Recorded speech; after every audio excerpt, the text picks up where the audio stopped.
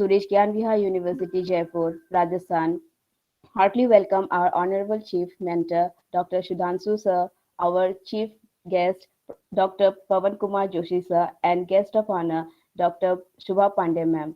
Also, I'd like to welcome all the participants in the workshop. We are truly delighted with your presence. We all have gathered here today to attend this inauguration program for the 21-day Winter School in Geospatial Science and Technology Level 1 program sponsored by DST NGP. The objective of the program is to build knowledge and various levels of governments in collaboration with academia and user agencies. The 3-week winter school in geospatial technology is being conducted at two levels, Level 1 and Level 2. The 21-day Winter School in Geospatial Science and Technology Level 1, supported by the Natural Resource Data Management System of the Department of Science and Technology, Government of India, focuses on developing knowledge and capacity building in geospatial technologies through the use of open source geospatial software.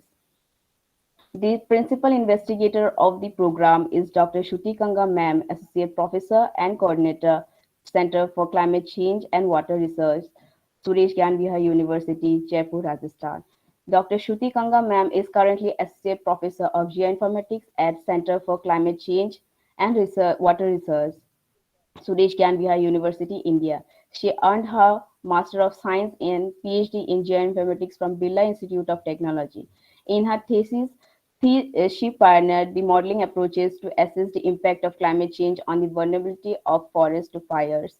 During her academic journey, she has currently established herself as a prominent researcher and academician in the field of climate change, water resource management, satellite remote sensing, and GIS in the country. She has authored more than 80 publications in various uh, peer-reviewed journals and international journals that have more than 650 citations.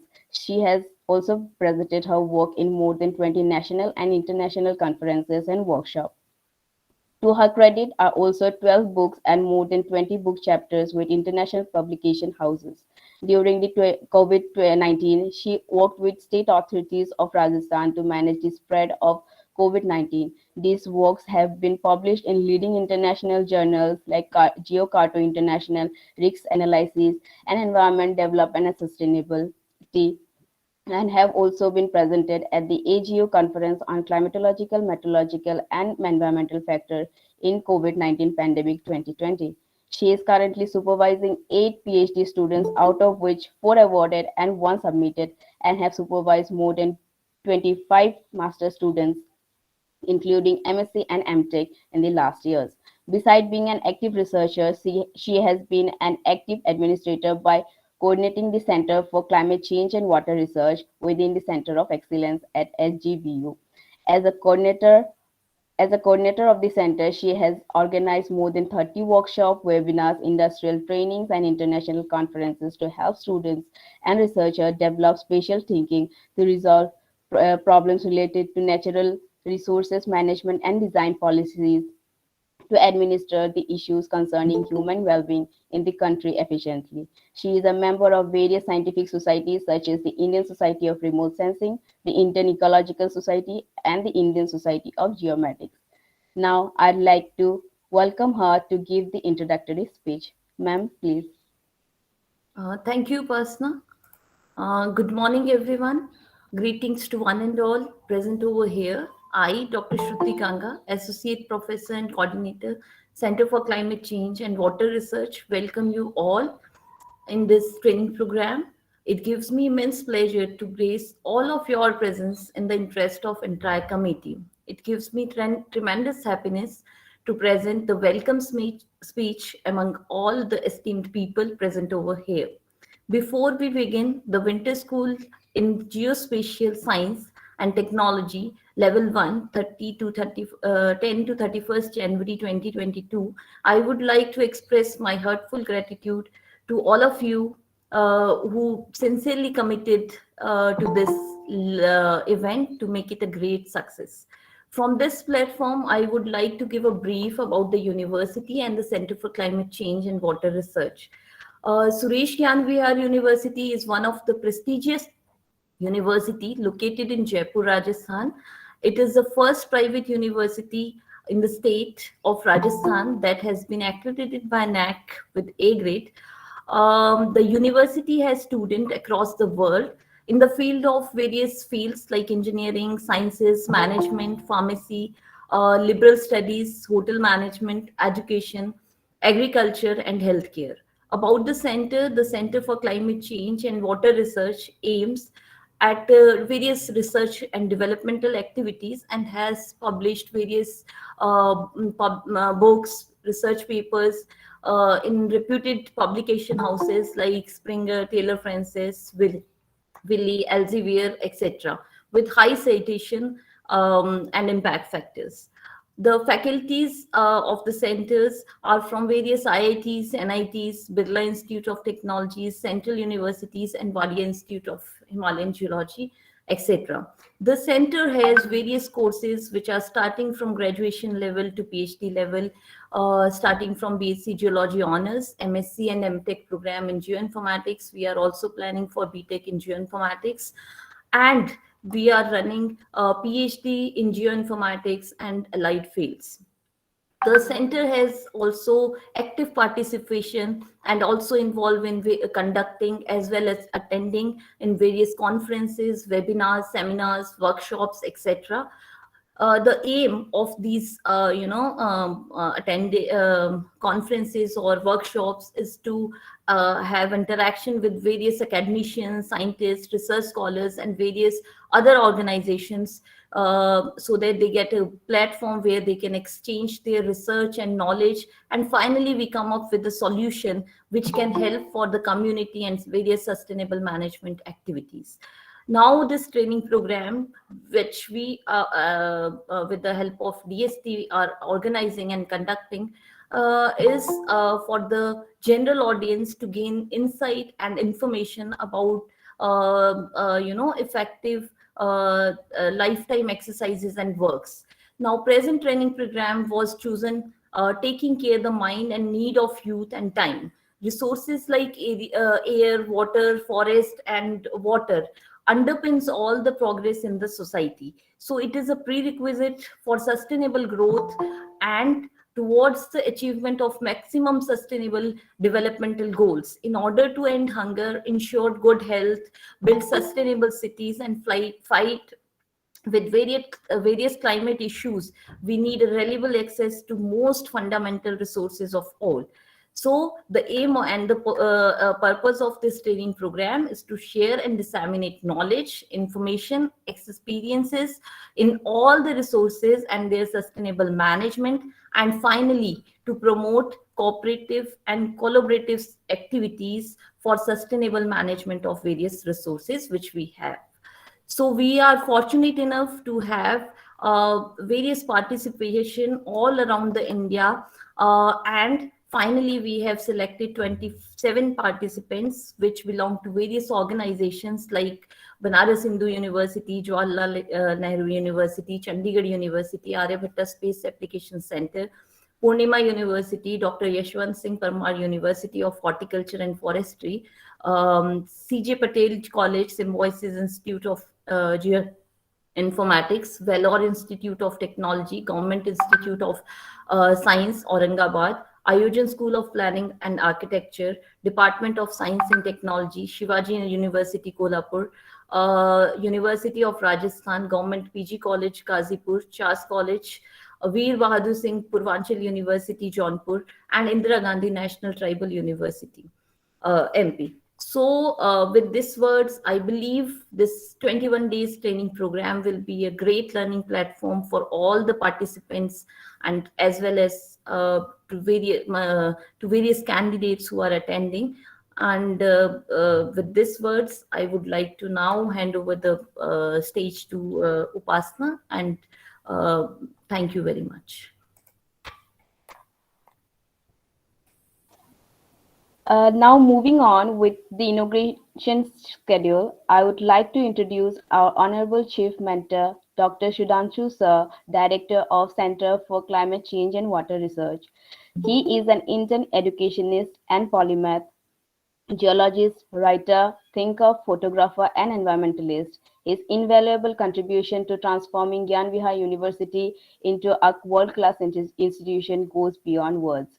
Besides being a great academician, Dr. Sudhanshu Sir is a think tank in himself who is resolute in his effort to making the world greener and a better place to live in. With over 25 years of experience in successfully administrating various education organizations, his persona mirrors honesty, empathy, consistency, direction, and conviction, making the making of a visionary and a great leader.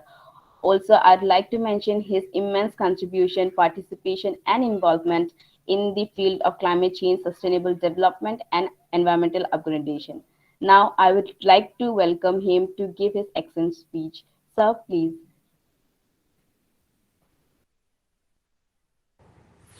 Thank you, Pasna. Uh, Today's chief guest, Dr. Pawan Joshi, Sahab.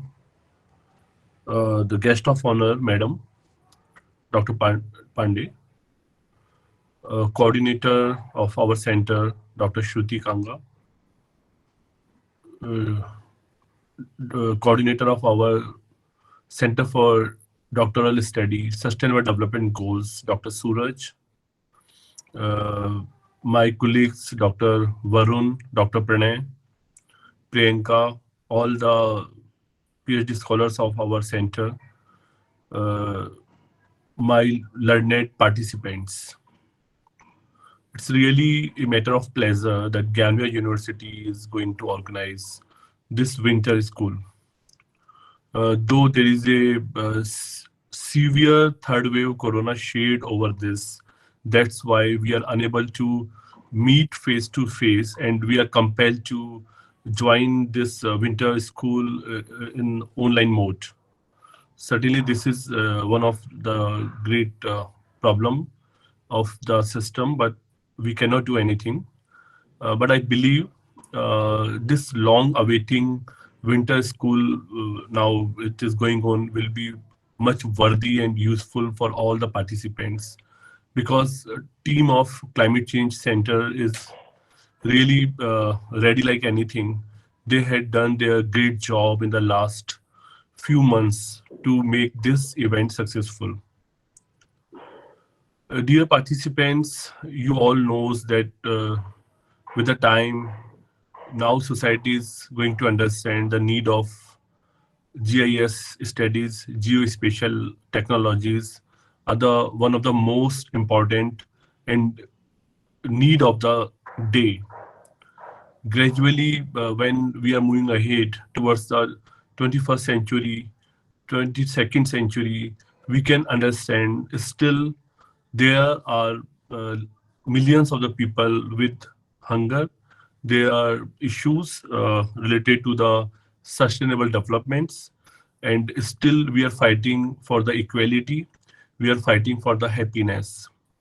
This is really a sorrow state, and we believe the solution we can bring down with help of geospatial technologies. We know this very well. Geospatial technologies are not the technologies which we have seen in the last decades. In the coming days, in the recent past decade, with the help of the open source tools and the innovation in the IT and some other areas, now geospatial technologies is changed and turned into a one of the great signs of the system. And we can understand if we want to fight for against all the problems, if we want to achieve the sustainable development goals, the only way, the only answer is geospatial technologies. And I am happy my team has choose this topic for winter school. We have to prepare more and more human resource, because one of the most important cons of geospatial technology is this, that we don't have number of adequate human resource who can handle, who can visualize, who can analyze the data which can be captured with the help of the technology. So on this mission, already Climate Change Center of Ganyia University is striving hard. Like we are trying to prepare graduate and postgraduate students who maybe make their future, their career as a geospatial scientist by doing their degree programs. And at the same time, for specialization, for higher level education, we are also offering doctoral degree in these areas. So certainly, like we are striving hard just to get more and more skilled manpower for this particular field. And I believe like there are more than 30 participants in this winter school. You all will enjoy learning new technologies, new innovations in this emerging area, and you will become successful to learn a lot of things about GIS, about remote sensing, about mapping, about whatever the topics are there. And certainly, if you will pay your serious heed over these lectures, there is this is a big contribution to our society. Like we are preparing a better human resource who can deal with the GIS technologies. And I believe the professors like center is having, they will give their best to all of you. My best wishes to all of you. And once again, I congratulate people of the center for organizing this 3 weeks winter school. And I think there must be more than 200 hours training will be provided in this. I will try to join on and off this training. I also want to learn your lectures. I want to just see what is going on. I will be remain there almost daily in your sessions. My best wishes to all of you. Thank you. Thank you very much. Thank you, sir. Now, I would like to welcome our today's chief guest, Professor Pavan Kumar Joshi, sir, School of Environmental Sciences, Concurrent Faculty, Special Center for Disasters Research, Jawaharlal Nehru University, New Delhi. Prior to joining the Jawaharlal Nehru University, he was with Kerry University for 8 years and before that with Indian Institute of Remote Sensing of Indian Space Research Organization for around a decade. During serving IRS ISRO, he was also adjunct faculty to the Center for Space Science and Technology, Education in Asia and the Pacific, and UN affiliated institution. He was visiting teacher faculty to University of Helsinki, Finland, spring 2009, Yale School of Forestry and Environment Studies, USA, spring 2011, and University of Freiburg, Germany, October 2011 to 14. He is trained as an environmentalist with specialization in satellite remote sensing and GIS science. His research focuses on environmental studies, including landscape characterization and climate change. He has immensely contributed in ISRO GBP program SWG on LULC dynamics and ecosystem studies, tropical ecosystem environment observation by satellite, LGC 2020 DOSDBT initiative on biodiversity characterization at landscape level, National Natural Resource Center of ISRO, IRS P6A WIPS 1 is to 250K and LIS 3 and 4 1 is to 50K among others. Many of the products of these are hosted in Woven and other portals. He also contributed to ecosystem services and poverty alleviation as strategic situation analysis while working with India Hindu Kush region and justice and ecosystem management. He has participated in NASA DST Ministry of Environment, Forest and Climate Change and other funded projects. His research contributions are recognized by the Indian National Science Academy 2006 and the National Academy of Sciences India 2009 through the award of the highly prestigious Young Scientist Medal and many other of similar kinds. Other recognition to his credit are P.R.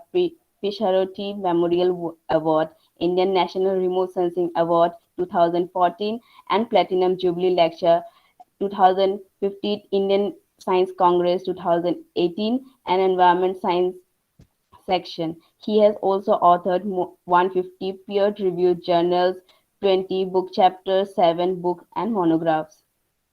Also supervised 15 PhD, 13 MTech students, and many other till date. I would like to welcome him to give his address speech. Sir, please. Well, thank you. Thank you very much, Ms. Upasna, and a very good morning to all of you. The authorities from Suresh Gyan Vihar University, especially Dr. Sudhanshu, Dr. Shruti Kanga, and Dr. Suraj K. Singh. And many thanks for bringing me here to interact with the participants of this 21-day coursework on geospatial technologies.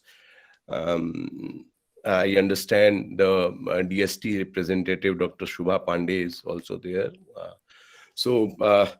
Just to give you a very quick glimpse of what probably geoinformatics is expected to do or might be doing around us, I thought to take benefit of few of the presentation slides to give you an idea on open source platforms, the way things are being done.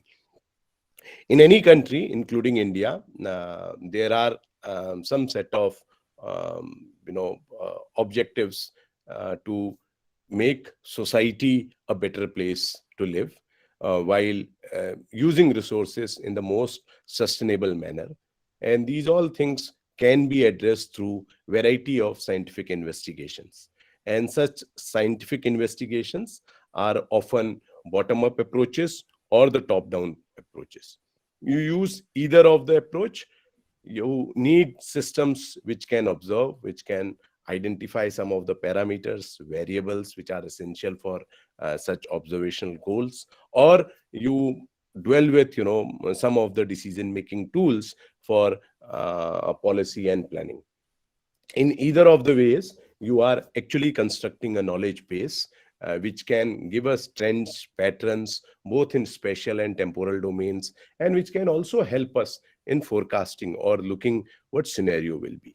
If any scientific community or a society is able to do this, so probably the set goals can be achieved and their objectives could be seen. To do such kind of stuff, most of the time we need data, we need information, we need facts and figures, which can revolve around citizens, which can revolve around the resources which are over there, and which can help us in better decision making. At the same time, many of the countries in the world, including India, is also looking at entrepreneurship or innovations so that citizen empowerment could be carried out. So herein, data becomes something very, very important. And incidentally, the training program which you all have joined, it is going to tell you how such kind of data set could be generated, how such kind of data set could be analyzed or visualized so that better understanding could be made. And truly for that fact, data has been seen as the oil of the 21st century. And specifically, when we talk about sustainable development goals or Sendai framework for disaster risk reduction, we get to understand, most of the indicators, variables which are needed to execute, monitor, verify, and even report the events which are taking place. Those need, almost a real-time and usable data set. The domain which we are talking about, Earth Observation System, probably this entire story started somewhere in 1946, precisely 24th October 1946, when one of our experimental satellites from Arizona, where at the behest of technology given by Germans, was launched. And the first photograph, this is the first space photograph of the Earth. When it was seen by, different stakeholders, geologists, geographers, botanists, foresters, environmentalists, they all got to understand that the resources which are there on this blue planet could be seen from a distance, could be accounted, could be monitored and measured. And there, everybody got a very strong feeling that space science can bring a huge difference the way we understand our planet. Very few people know about this lady. She is Virginia Norwood. She is the one who gets the credit of identifying wavelengths in a sensor which we all are using. There is something called as Landsat series.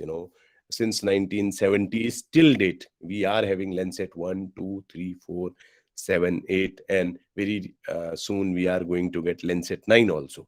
So she, as an apprentice, experimented with different wavelengths and all, and identified which could be the very informative one to collect information, to collect data set from the earth.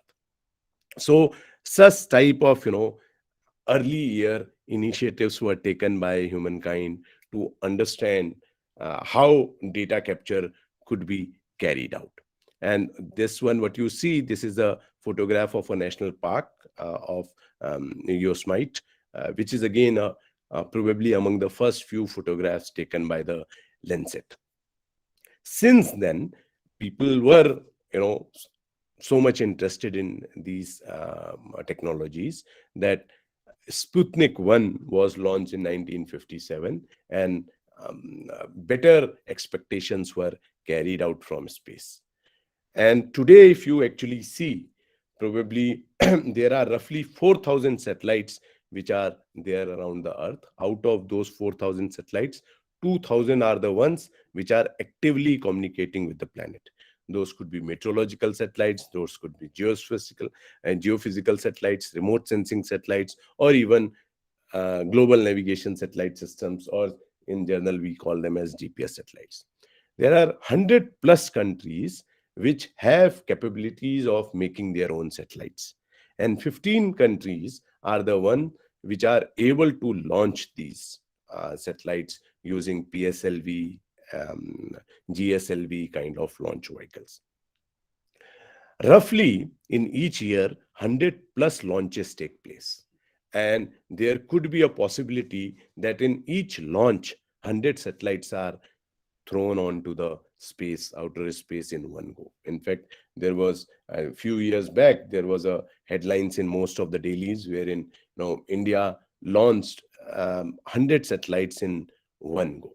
So most of the countries, they cooperate with each other in launching satellites and also taking data sets so that better things could be carried out. So what we see different orbits today. One is a typical geostationary orbit, which is called geosynchronous satellite. It means it is synchronized with a particular part of the Earth and taking photographs of those. Another set is polar orbit, which is more of a sun-synchronous satellite, which is synchronized with the sunlight. And this is typically called as remote sensing satellites. Then you have GPS satellites. They have their different orbits. Typically, when you look at the US constellation, there are 6 orbits, and these are somewhere around 20,200 kilometers away. So most of the countries, they come with their own programs, their own ways of putting satellites and collecting data.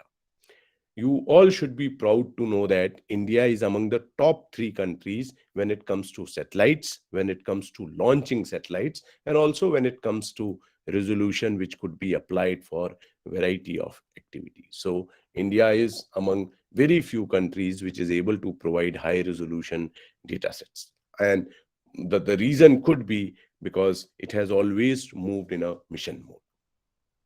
So the technology which we talk about, it has a very important role from remote sensing, and that is as a data provider or a data collection.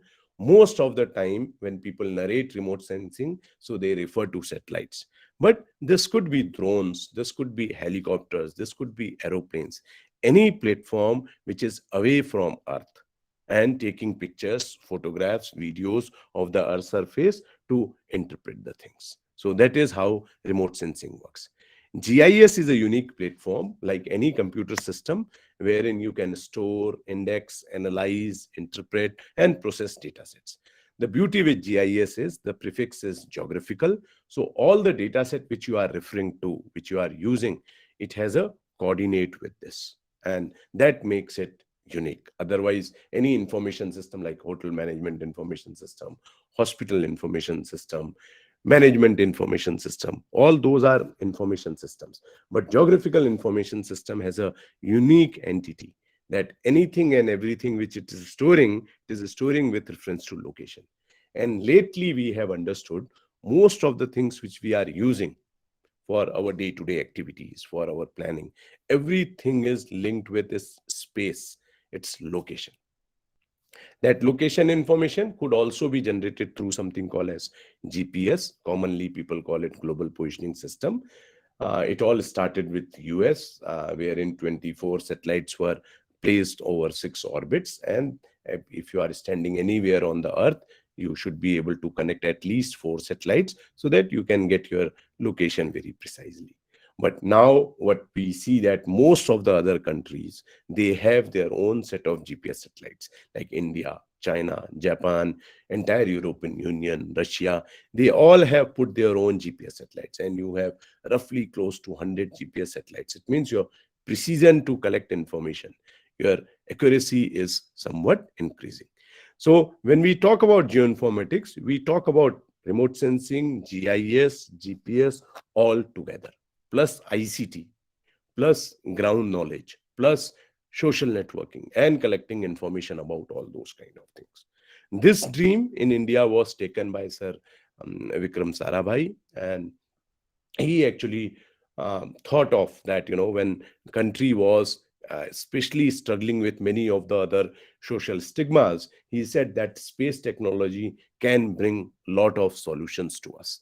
And the leaders then believed on his vision, and we got a institution called ISRO. And as I said, India is among the top 3 countries in the world. So this is all because of the launching capability which we have, the data collection and dissemination capability which we have, sensor fabric. And you all should be very proud to know that now many of the institutions, universities, colleges, they are coming up and they are playing important role in fabricating these sensors and all. And ISRO is shaking hand with many of the private institutes, including academic institutions, to get into such type of journey.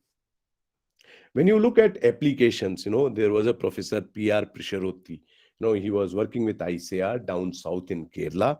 He used a aerial photograph, which was also a combination of black and white and infrared photography. And using such type of photograph, he basically looked at the coconut diseases. So that was a coconut root wilt disease, which he mapped in 1970s.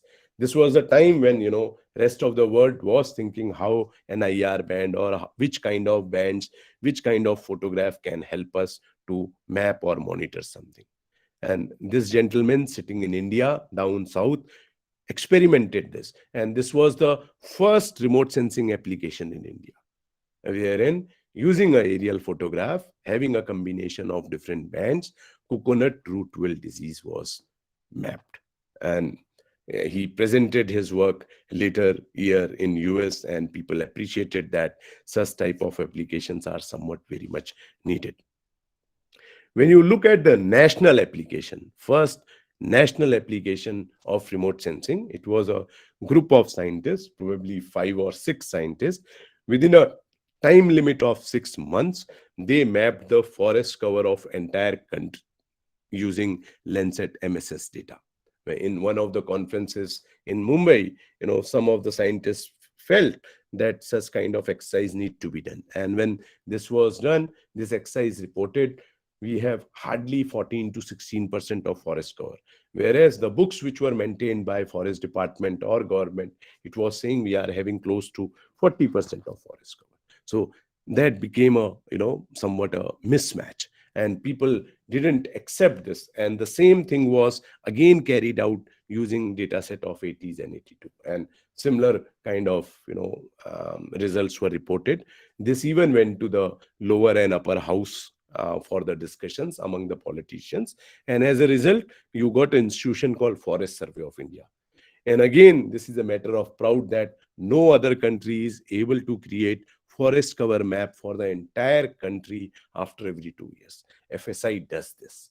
It provides a report, ISFR, Indian State of Forest Report, which gives you status of forest cover, very dense, dense, medium, open. That kind of classification it is using. And if you look at these reports, without any doubt, up to district level and even sub-district level, these data sets are wonderful and very nicely prepared. So that is again something very important. So this is the first remote sensing application in country, and this is the first national remote sensing application in the country. And since then, you get to see geologists, soil scientists, agriculture scientists, all kind of disciplines have actually come into picture. So we have actually come a long way, right from designing sensors, using their applications, demonstrating them. Now everybody talks about open access tools, open data sets. Like, this training program is also looking at these kind of things. It is all at the behest of OGC, Open Geospatial Consortium, which looks into providing these technologies, these data sets to everybody. So you have softwares like Saga GIS, Quantum GIS, Diva GIS, Elvis, Grass, whatnot. All those geo servers, these all things are being talked about. You have platforms like Global Land Cover Network. And now you have Earth Explorer. Now Google Earth engine has come. So they all are providing you data sets for the free of cost. It means you have platforms, softwares, which were very costly affairs. Those are available free of cost. And you have data sets. Accessing them was again a challenge. So even those kind of things are freely and openly available. So we need to look at what kind of applications probably we can do. So a systematic search says that if you simply rely on Google Earth, which is providing you a software also, it's like a cloud GIS technology. So you can develop applications in agriculture, forestry, land use, land cover, climate change, water resources, wetlands, disasters, soil, urban areas. You can also develop algorithms. You can also develop tools which can help you in modeling such kind of data sets. So the numbers which are over here, the systematic research tells us that globally such type of case studies or applications have been developed using Google Earth Engine. These are also providing you ready-made data sets like land surface temperature, canopy height, distal elevation model, vegetation indices, information on soil moisture, precipitation, climate, surface water. So these all data sets globally at a given resolution, these all are available to us. Whensoever we talk about these kind of technologies, so many a times people feel as if only the West is doing, but you will get to see almost all the countries. 34% of the share is with the Asian countries, 22% of the share is with the African countries. So such kind of distribution is there when people are relying on open source platforms or open source data sets. So now the time has come that we are able to map our land in centimeters. And this could be technologies like drones, or even it could be with very high resolution data set. The best spatial resolution data set we are getting is somewhere at the order of 20 to 30 centimeters kind of thing. So such kind of measurements could be cut. Not only mapping green cover or non-green cover, wet or dry areas, people are also able to map and measure the concentration of nutrients which are available on this. So you can count each and every cob which is being grown in these agriculture areas. The satellite data sets are so rampant and with such a high intensity, both temporal and spatially, that you can assess the health of the vegetation, greenness, the variations which are over there. So such kind of things could be an entire story of biodiversity. One can look into the gaps which are over within. Even at the canopy level, things could be mapped. You have technologies like LiDAR, which can give you information on height and distribution of canopies, and such type of gaps could be looked at. So using drones, there are examples from Karnataka, Gurgaon and all, where such gap areas were looked at and then plantation was carried out. People are also interested to see how my terrain is there and what kind of resource distribution or resource extraction is taking place. People are talking about mining of sand, illegal mining of sand. So even such kind of openness, if at all taking place along river areas, forget about illegal cutting of forest or land encroachment, such kind of things could be done. There are many of the unknowns which people can understand using such type of technologies. Like when I was kid and I was taught wildlife, or I was introduced to wildlife biology, or the stories which were taught to me, so most of the time it was said that the lion doesn't get into hunting and those kind of stuff. It is only lioness which takes care of the offsprings and family. Lion just comes for the mating and goes away. But such type of technologies have actually told us that the view shed of male lion and the female lion or lioness, that varies. Female prefers hunting in the open area. Male prefers hunting in the closed area in a very strategic undercover kind of operation. That is probably the reason that many of the earlier wildlife biologists were of the opinion as if male is not getting into hunting kind of business. So such kind of integrities in sub-disciplines, people are trying to unwrap those or trying to understand such kind of things. We all know that whensoever pollution was being talked about in Delhi, everybody was saying there is a burning in the west, in Punjab or Haryana. But our now source proportionate studies are saying it is hardly 10% of the contribution. So what other things are happening? So even these data sets need to be taken forward, need to be taken beyond just finding a causal relationship, trying to reinvestigate how other factors can play somewhat very crucial role, whether it is a fires in forest areas or in agriculture areas. How is it actually linked with the health? So such kind of things people are trying to reinvestigate, because technology provides you an opportunity to look at what kind of pollutants are there, and if those are because of dust, or those are because of biomass burning, or because of the combination of both. So there are wavelengths which are able to give you such type of information. So it means you can reinvestigate things in much more wider and open manner than that of the preset assumptions which many a times people were using.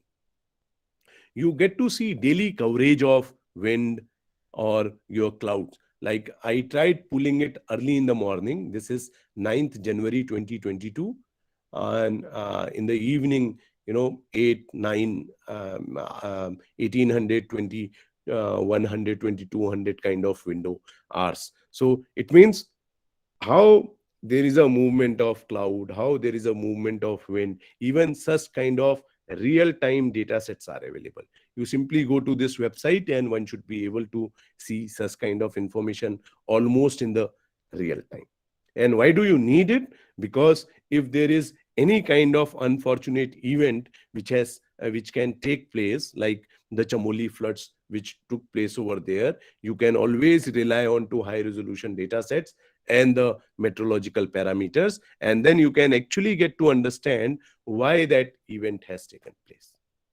There was no heavy rainfall, there was no cloud burst. Even then, there was huge flooding which took place. And only a high resolution data set was able to tell us what kind of, size of land mass with glacier, with distance, a given volume of water has come into picture. So such kind of things could be done. People are able to monitor in given seconds the movement of cyclones. Days have gone, like if you remember Odisha cyclone which took place in 1999, in spite of knowing, people were not able to take precautions. But now technology is so advanced that within centimeters, within fraction of minutes, we actually know the movement, speed, and distribution of such kind of things. So they have actually gone beyond looking at meteorological observatories for such kind of things. It is all satellite data, GIS analysis, and aligning technologies, which has taken the front seat and people are able to do. What probably we further need is, we need to map each and every resource around us. Like, where do you have power stations, where do you have industries, and where do you have open areas, or where do you have green areas, and even schools, medical stores, police stations, transformers, all kind of resources, infrastructure which is around you. We need to map each and every petrol pump, post offices, such kind of infrastructure need to be mapped, so that if there is heavy rainfall, you actually know which all infrastructure is at the stake, or which are the locations where such type of crucial infrastructure could be built, because that will have probably minimum impact of heavy rainfall. So entire well-being is dependent on location, and location of such type of resources, and probably such type of geospatial open technologies will be able to help us. Everybody in world is talking about renewable energy. So we tried doing one of the experiments. We mapped the rooftop of one of the cities, wherein each and every household is mapped. We know the size of rooftop. So if you click on any of the rooftops, it tells you from January to December how much of kilowatt hour per square meter of solar radiation is available. If you click on this, it gives you monthly, weekly kind of distribution. So if you have a house here, you actually know on daily basis what kind of solar intensity is available for you, so that you can plan how much area you want to do with solar panels coverage, and if you relying on a particular technology, what kind of efficiency is there. So month wise, you actually get to understand how much output kilowatt hour is there and what kind of money you are saving. And now this is one of the apps which is available in Google Play Store. You should go for SPV for all, and the government, local government is using it for communicating to people, and with their application they try relying on such type of applications. So that is how technology should bring a change to all of us. We also wish to see what will be the scenario 5 years, 10 years down the line. So at one point of time, we looked at the land use and all the meteorological parameters and identified the locations where solar energy could be generated. And then we also predicted by 2025 the cities which will be growing and demanding more energy. Looking at the transmission flows and the losses of that, where all such kind of generated solar energy could be transferred. So such type of applications need to be re-looked at, and I am very confident all open platforms can help us, assist us in doing such kind of things. So that is what many a times people do. This also tells us many of the things which are happening on the ground and at times which we are miscommunicated. This is one of the most recent and favorite slides of mine, which tells me that the Herculean task of development of Kashi Vishwanath corridor, which was carried out by the government. See the density of the settlements which were over there and the kind of clearing without affecting much of the surrounding area it has been done. So to me, it is a blueprint of development which we all are envisaging for. And through such type of technologies, we can communicate to people how and what kind of interventions are being taking place. So it gives me a very clear-cut picture what kind of when everybody is speaking very loudly on Kashi Vishwanath. So after seeing such type of satellite imageries, I actually get to understand it was in a real sense Herculean task which has been carried out.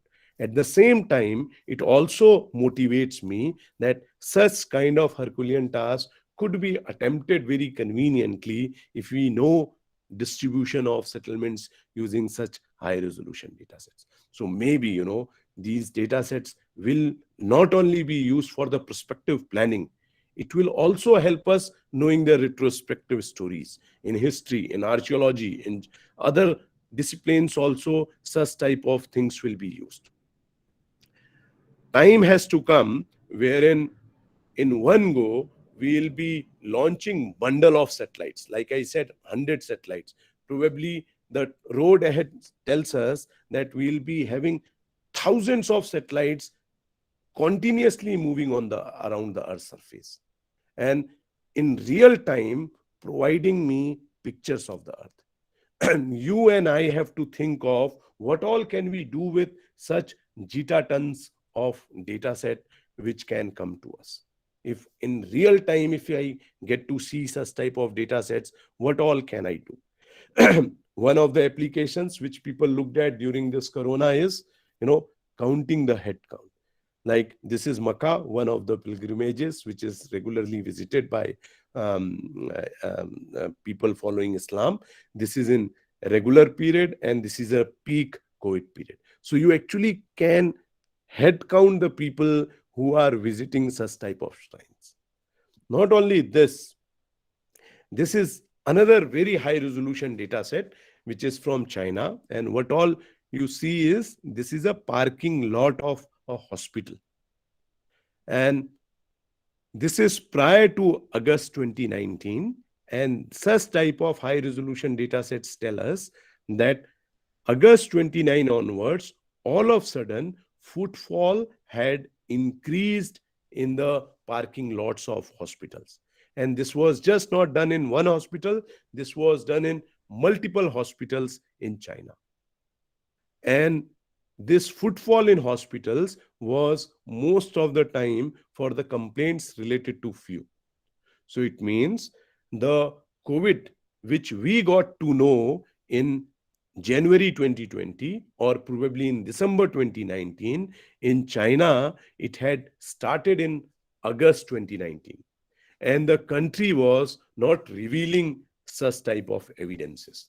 But the very high resolution data set, which is openly available, one should be able to identify such type of contrasting changes and link it with many of the other social events which are happening. Again, when here last year, everybody was relaxed as if second wave will not be doing much, somewhere in China, 12th January, 17th January, 22nd January. In the war footage, people were creating, multi-bed hospitals at the fringes of the cities. So such type of global, phenomena, which is taking around a pandemic, which has affected entire globe in same way. Such kind of things could be looked at only through geospatial technologies and could be understood through geospatial technologies. Here again, when we were talking about whether we should call it social distancing or the physical distancing, somebody sitting in Colorado was trying to look at if using mobile data set, if one can make out if there are fewer people than normal or if there are more people than normal, so that you actually get to know the hotspots where congestion is very high or the locations which you should avoid for the spread of such kind of diseases. People are also interested in monitoring individuals, looking at mobility data through mobile data to see that how much time one is spending at home, work and other. So these all are the frontier ones which are needed to be looked at if at all one is interested to exploit geospatial data for the human well-being. This is not that only Americans are doing or Europeans are doing. Within us, DST was having such type of, dashboard looking at the pictures captured by drones and the distribution of those all kind of things. There were calls to explore and exploit if drone could be used for much more benefits, providing services to the communities and all. And there were some of very good stories and very good practices which have come out from such kind of calls. So even these are some of the relatively less explored domains where geospatial technology can provide us more information. Otherwise, you must have seen these pictures which were telling us that India में pollution कम हो गया है, या AOD कम हो गया है. So those all kind of things are good. We all know when infrastructure is not being used, people are not going out. So there are some of the positive changes which environment will be showing to us. But probably for us, much problem was people were returning back. There was a reverse migration which was taking place. So with a group of people, what we did is we looked at the Google Earth engine, and then we mapped the harvesting months. So we got to understand that there was a difference in harvesting months between 2019 and 2020. Why? Because of the climate might have played some role, but more because of the movement of people. And if you actually understand this, it means you actually know for how much period your land is remain vacant. So this all which is orange, it has remained vacant for more than 120 days. The ones which are red, these have remained vacant for less than 30 days. It means you can utilize this land for many of the other purposes. Growing some short window vegetables. Why? Because people have gone back. People don't have anything to do. They have moved from major cities to respective rural areas. And if land is available, can we bring in some interventions wherein these communities could be engaged to produce something beneficial? So maybe, geospatial technology need to look at these kind of things. Look beyond what it is showing to us and connect it with society. That is something which is much needed when we are talking today.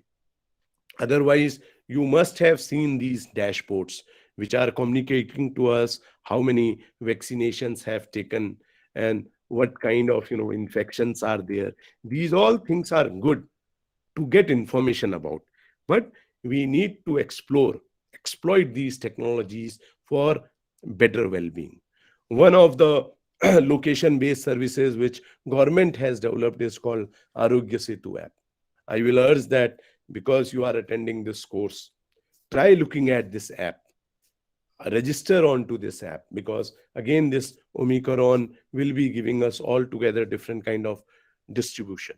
So this will be your first step to get engaged with geospatial technology along you are taking a training. And if you can do that, probably you will start loving what location-based services are and what kind of benefits could be there.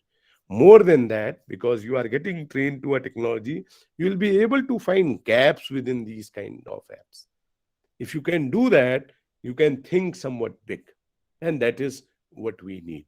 We need to link these pixels to people and these people to policies. If we are able to do it, probably we'll be able to realize the true sense of geoinformatics, which, probably DST is looking at through such type of training programs. So we need to go beyond learning softwares, learning concepts, looking at applications, how best things could be done. So this was all which I thought I should share with you in the early morning before you actually get down onto the nitty-gritties of GIS and remote sensing. So thank you very much, Upasna. Over to you, please.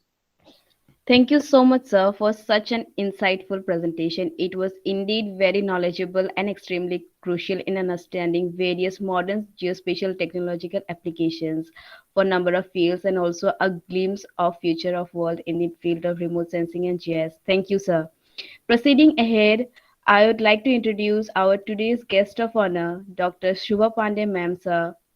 Dr. Shubha Pandey ma'am received her MSc in Geochemistry from New Mexico Institute of Mining and Technology, USA, and PhD from Jamia Millia Islamia, Indian Institute of Technology, Delhi.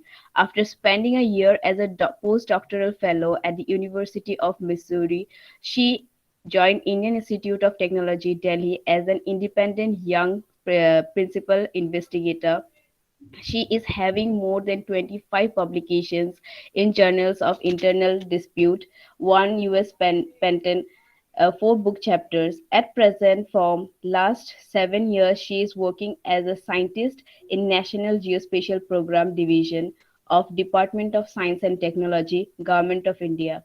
Currently, she is handling various sub-schemes of NGP such as Geospatial Technological Development, Coastal Hazard Risk Management and Remediation, Geospatial Analysis for COVID application, capacity building, and international cooperation. I would like to invite her to give the presidential address. Ma'am, please. Thanks a lot, Upasna. Before I start my presentation, let me share the slides.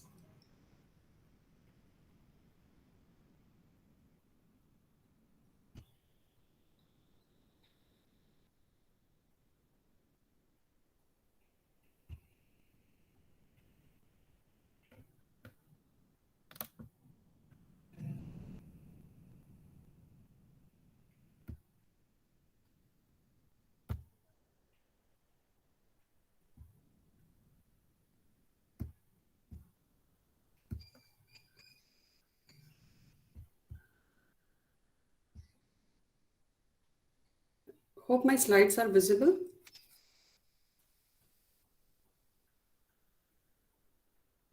Yes, ma'am, it's Ma'am, visible. yes, yes. Yeah.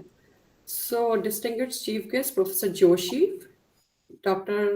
Sudhanshu, faculty members, and coordinator of this program, Dr. Shruti, and all the participants of L1 Winter School in Geospatial Science and Technology. A very good morning to all of you.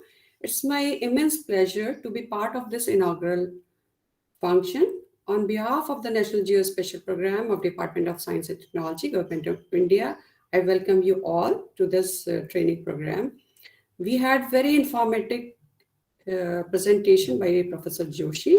In my today's lecture, I will not talk much about this training program itself, but I will try to give you a broader framework of the overall geospatial ecosystem, starting from the international to national to local level and their alignments.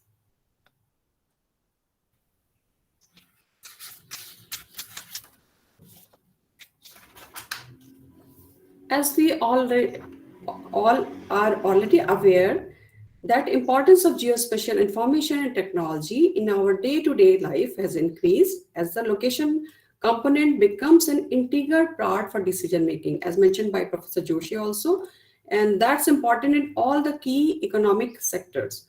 Due to this changing requirement, we need relevant capacity building in all domain. And as we also aware, the geospatial industry is also going very fast.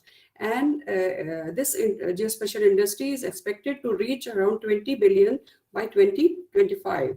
So we need geospatial capacity building in all the domains. And this capacity building needs an enabling environment in terms of policy and infrastructure development. Each of the sectors of science, technology, solution, enterprise have various capacity building needs and diverse stakeholders. Therefore, strong cooperation and interaction between these sectors can greatly enhance national geospatial capacity building.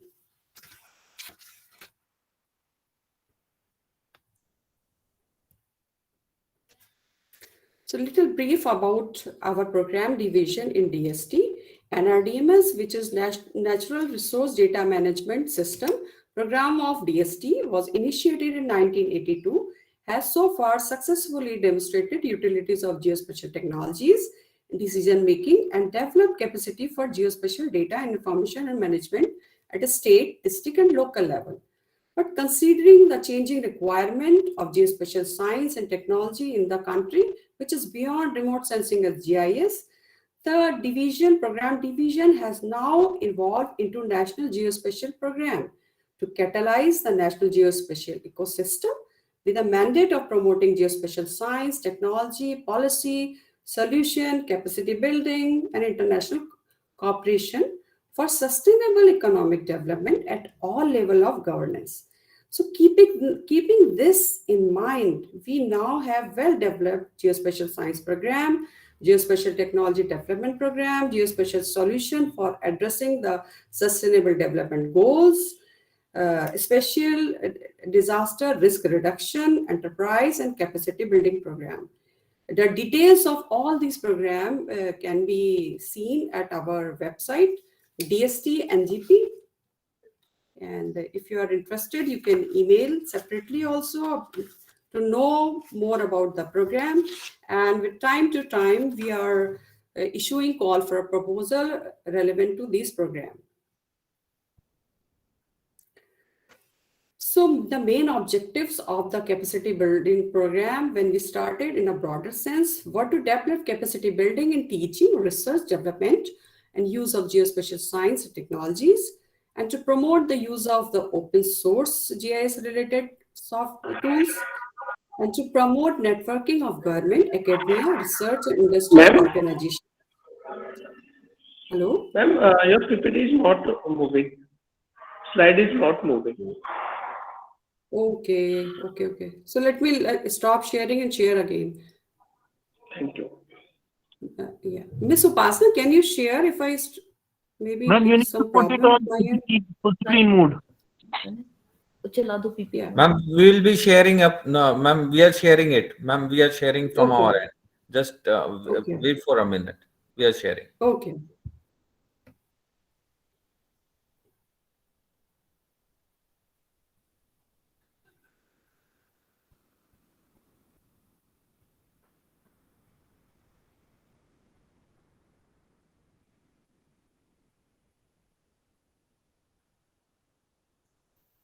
Yeah, ma'am, we have shared. Slide number, ma'am. Yeah. So like I talked till I'm on slide number 4.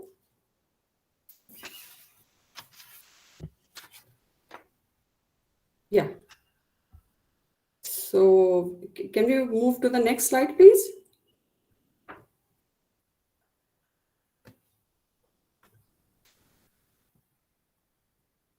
Yeah, one more click, then it will. Yeah.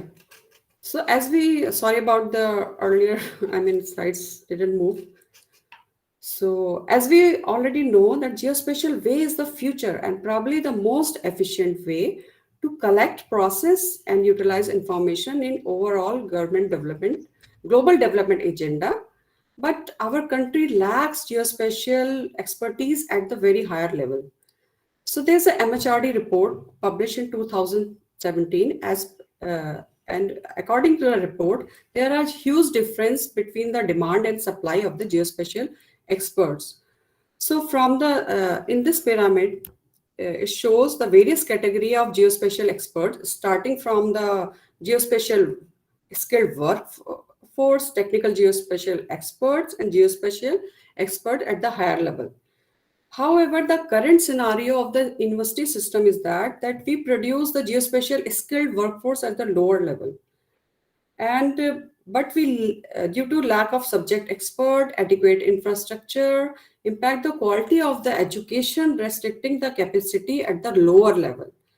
80 at the international level, 80% of the universities offered doctor program in geospatial technologies compared to only 22% in India. To address these gaps, at some extent, our division has started this capacity building program almost a decade ago. And recently, with our experts, we have a separate scheme. We are supporting geospatial chair professor. So with their efforts, now geoinformatics has been included as a subject for the GATE exam 2022. Next slide, please.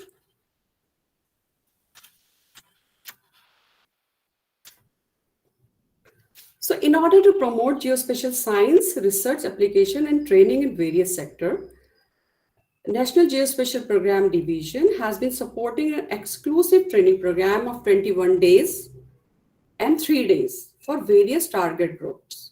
The capacity building of program of NGP has been evolved now into a strong program that over the last 10 years have conducted around 166 program of 3 weeks duration, which is a summer winter school, and that incorporates classroom lectures, lab and field sessions with a mini project conducted around the whole country. So as I also already mentioned, there are for 21 days, there are 2 levels of the training program. One is level 1 that you are today, we are talking about level 1. You are all in level 1. This is the basic course. So where we teach the basic aspects of remote sensing, image processing, GIS, geospatial geodatabases also, and time to time as per the requirement, we are adding more and more modules to this. This year onwards, few new modules has been also added to give you the flavor of the broader framework of the UNGGIM, SDIs, etc.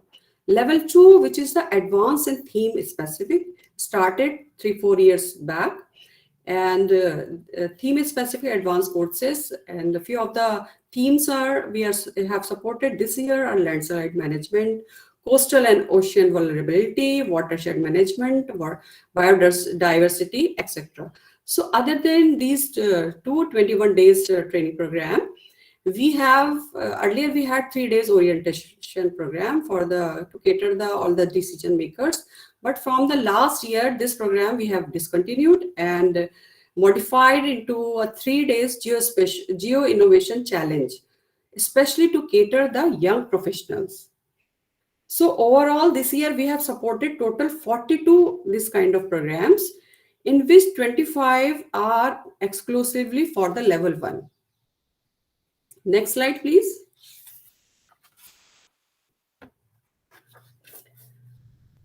So this slide gives you the overview of the 17 Sustainable Development Goals adopted by the United Nations in 2015 to end poverty, protect the planet, and ensure that by 2030, all the people have good quality of life.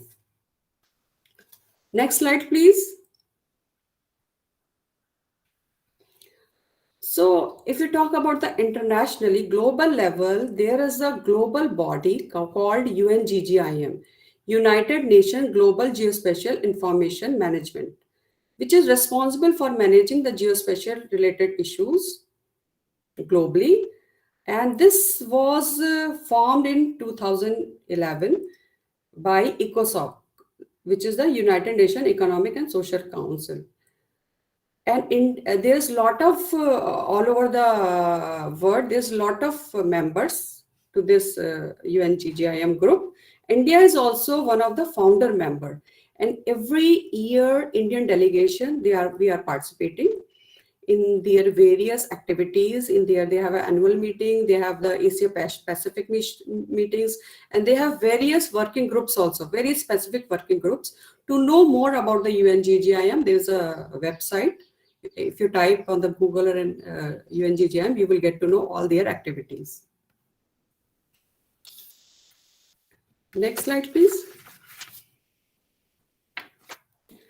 So UNGGIM framework for positioning geospatial information to address sustainable development goals not only includes the various indicators and targets as shown by in this slide, but pillars of Earth observation and monitoring, national spatial data infrastructure, national statistics accounts, demographics, and other sources of data, including big data as part of the national information system.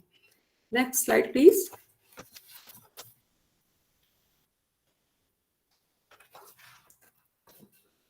So the various priorities defined by UNGGIM are development of global geodetic reference framework, integration of geospatial and statistic information, led administration and management, marine geospatial information, standards, and various others.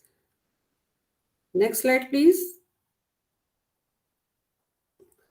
So that was all about the international level, but nationally also at the national level, Niti Aayog is the governing body to define the agenda to fast track the national goals in alignment with SDGs.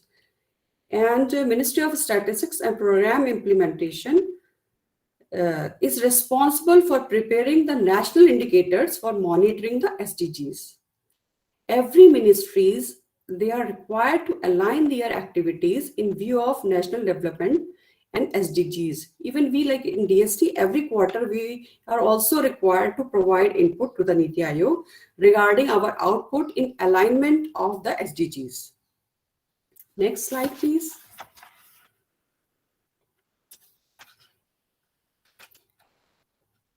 So among all the SDGs, 17, they don't have all the 17 SDGs, they don't have geospatial component. Out of 17, only 6, which is goal number 6, 9, 11, 14, and 15, they have the geospatial component.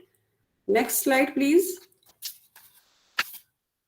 So as I already mentioned, out of 17, only 6 has geospatial component. So to know more about, you can search on the web. Next slide, please. As I've already mentioned, that geospatial information has recently emerged as one of the important global goods for human welfare. And currently, India has a vibrant ecosystem for using geospatial technology as a tool in national building. And recently, with the opening of the geospatial guidelines and various new policies, and when this is the right time to use geospatial technology as a tool for the human development. So India's global partnership with UNGGIM has enabled emergence of this ecosystem. So in order to concretize its role in human development and global welfare, India has been entrusted the responsibility to host the second United Nations World Geospatial Congress in October 22 in city of the Hyderabad.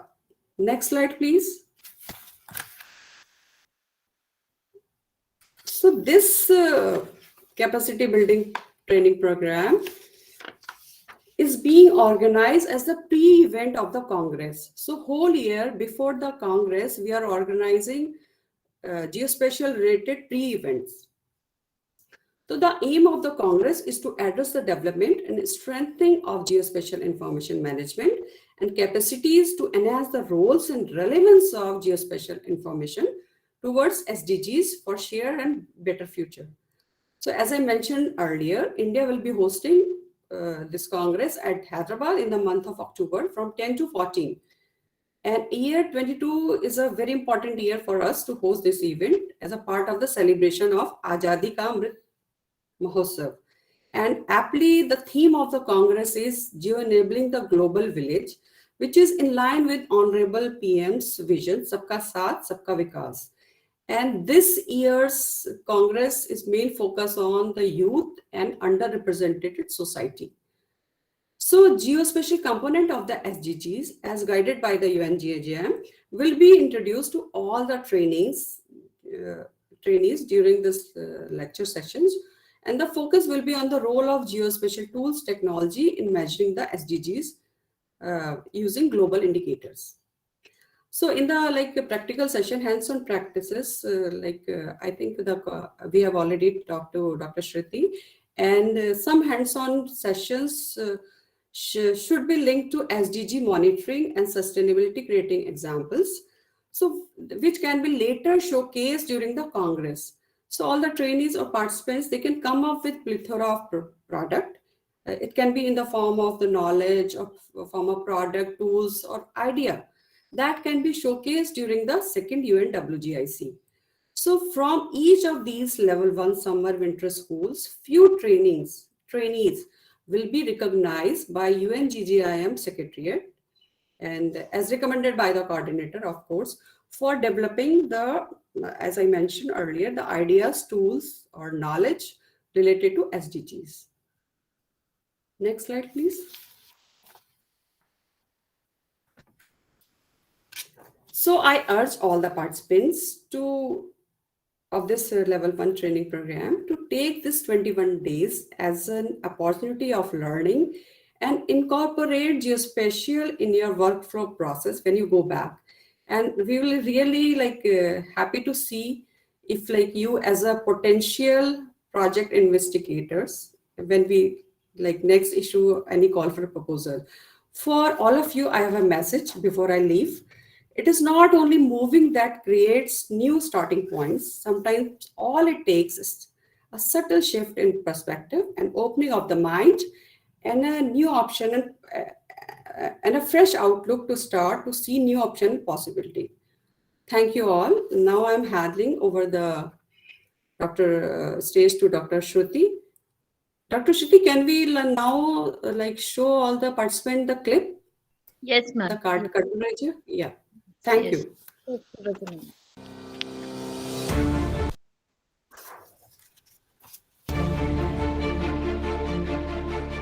India's rich history of mapping dates back to the ancient era.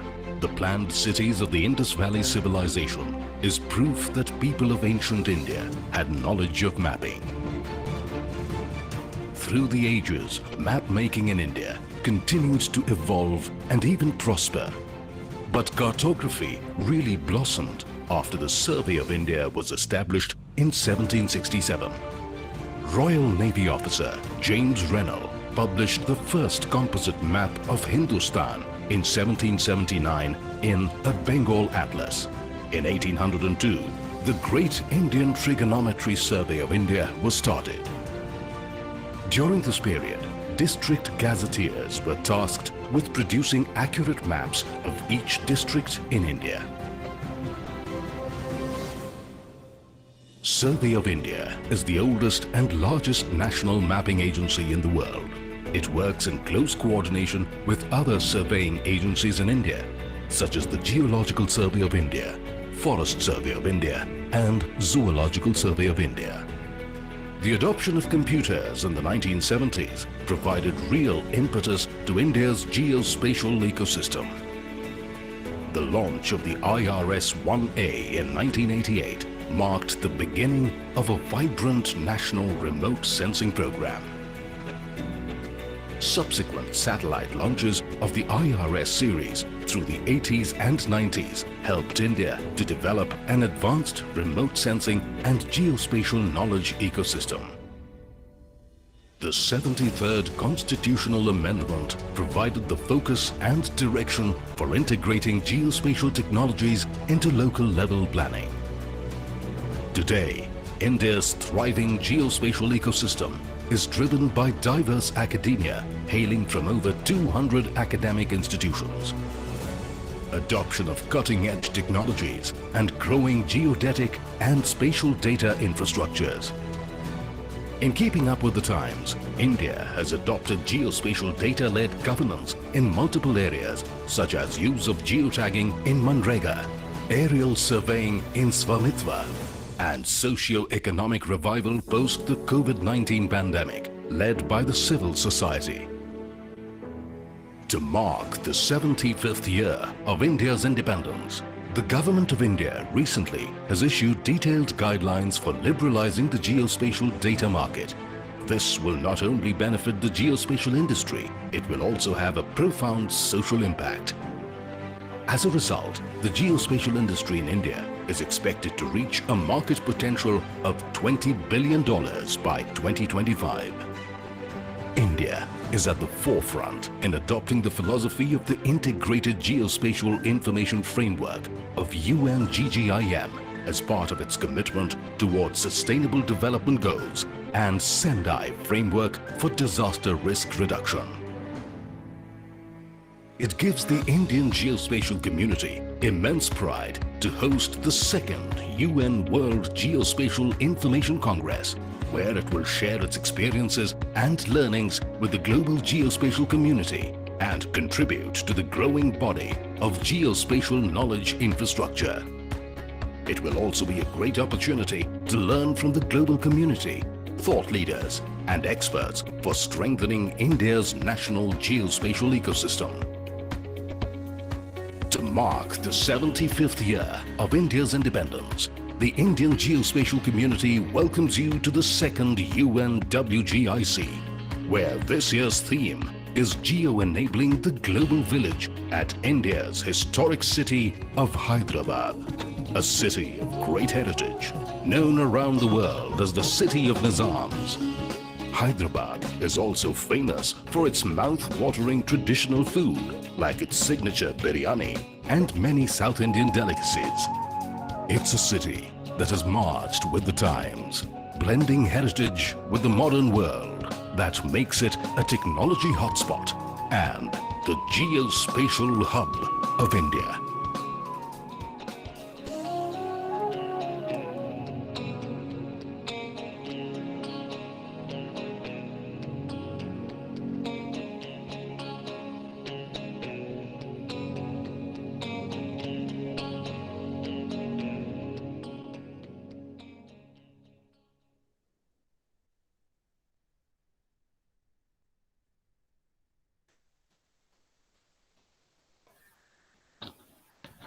Thank you so much, ma'am, for sharing such a perspective presentation and documentary video and elaborating the objectives of the 21 days summer winter school program.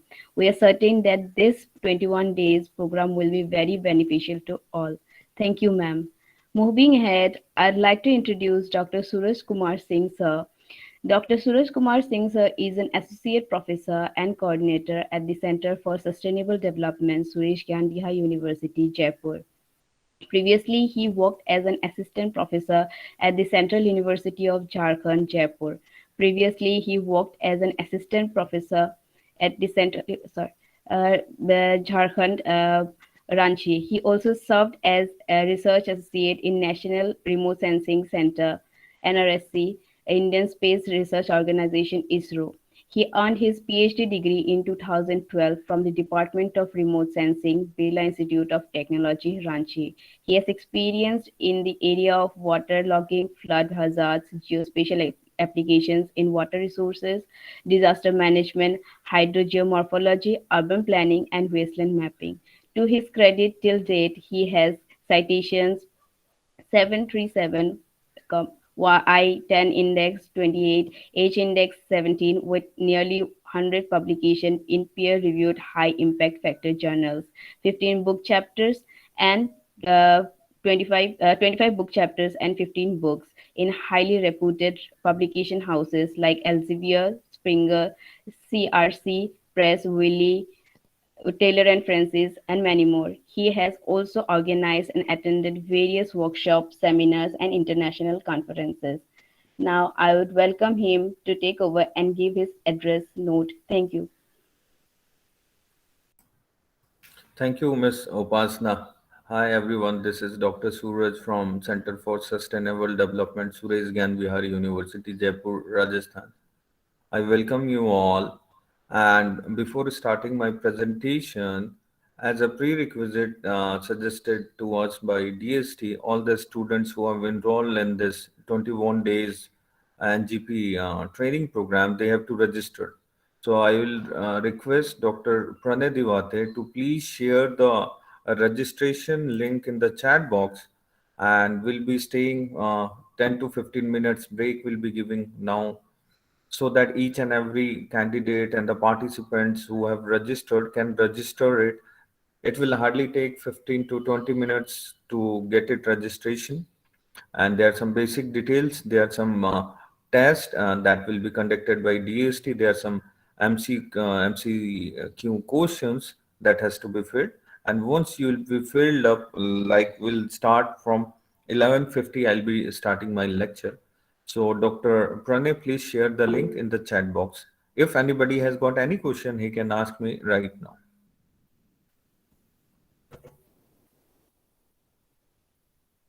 Yeah, anybody? Hello? Huh?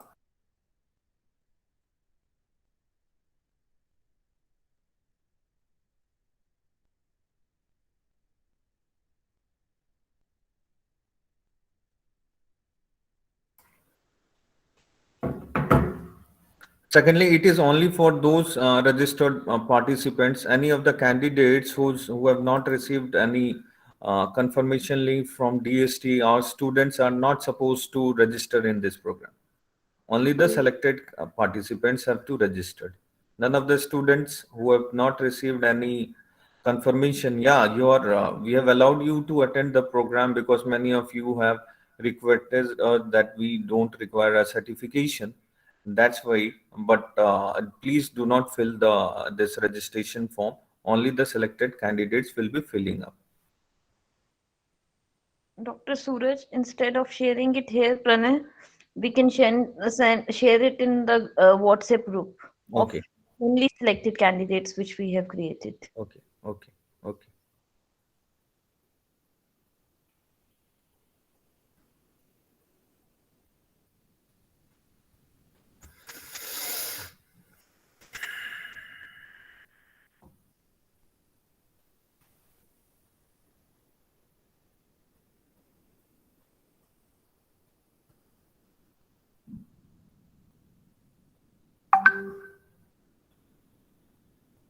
Again, I'll repeat all the registered candidates, selected participants from DST. It's a prerequisite that you have to compulsory fill this registration form. If you're not filling this registration form, you will not be allowed to attend this program, or if you're attending it, you will be not provided with any certification. So it's a request that please fill this form right now.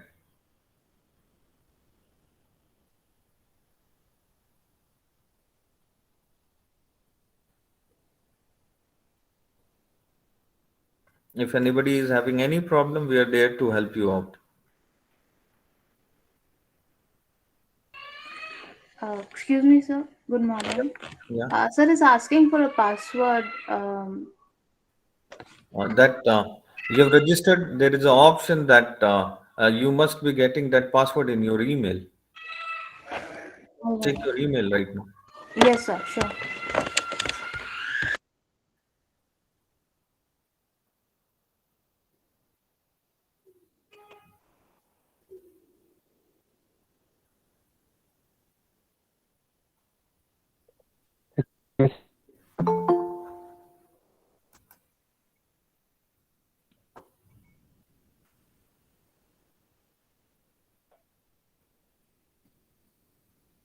Sir, may I fill this form? No, Chanu, no. No, Thank you you. attend. You only just attend it. Next time we'll select it. Thank you, sir. Thank you very much.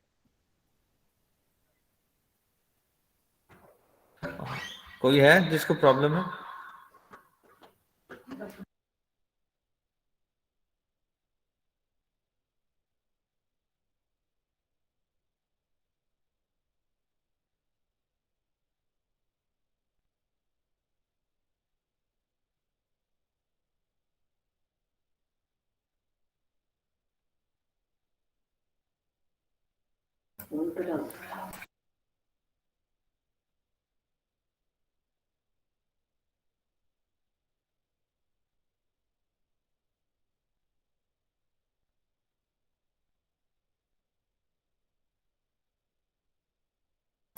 Also, it's a request that the candidates who have been selected, once they have filled up the form, please confirm in our chat box that you have filled in the form, so that we can identify who are left. Because it's very compulsory, it's very necessary that you fill in form right now.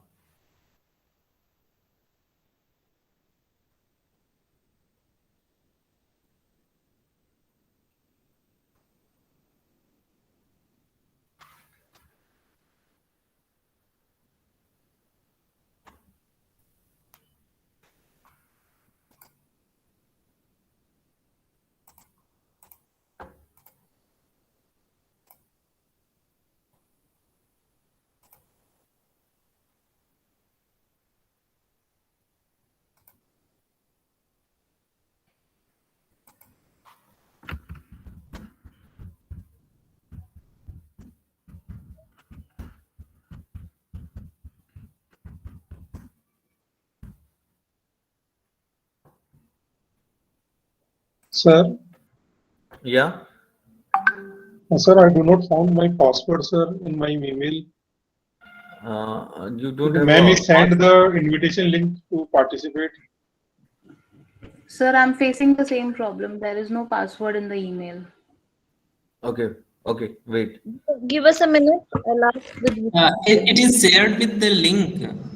There is Yeah, password. password XMT. Password is already shared shared with the link. Please take the link as well as password. That is XMT. XMTZ5. There is a password that we have given already.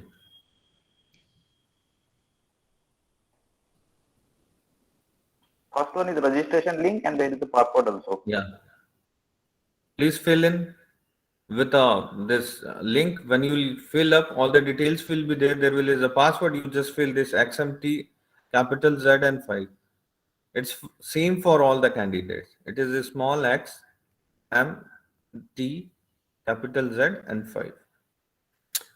Priyanka, Roy, are you there? Yes, sir. Ask the other students that for master's program or PhD program, that PhD that you have to attend for the entire day for this 21 days. Okay, sir.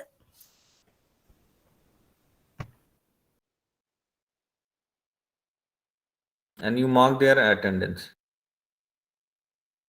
Yes, sir.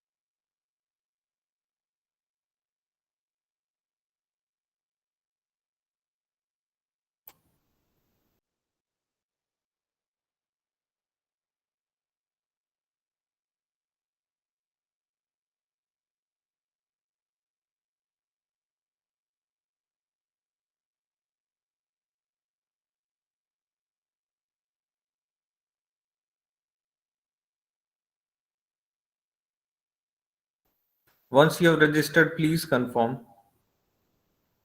in the WhatsApp group that you have filled in the prompt. In case you are finding any difficulty, please let us know right now so that we can contact DST.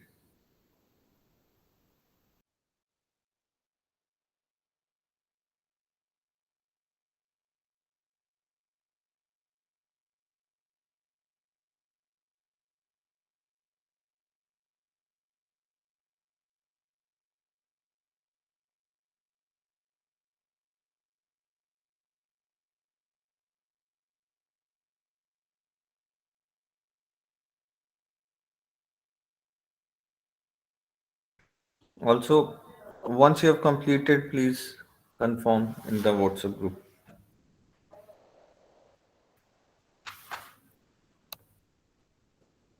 All the link and password has been shared. So please log in through the WhatsApp group, register it.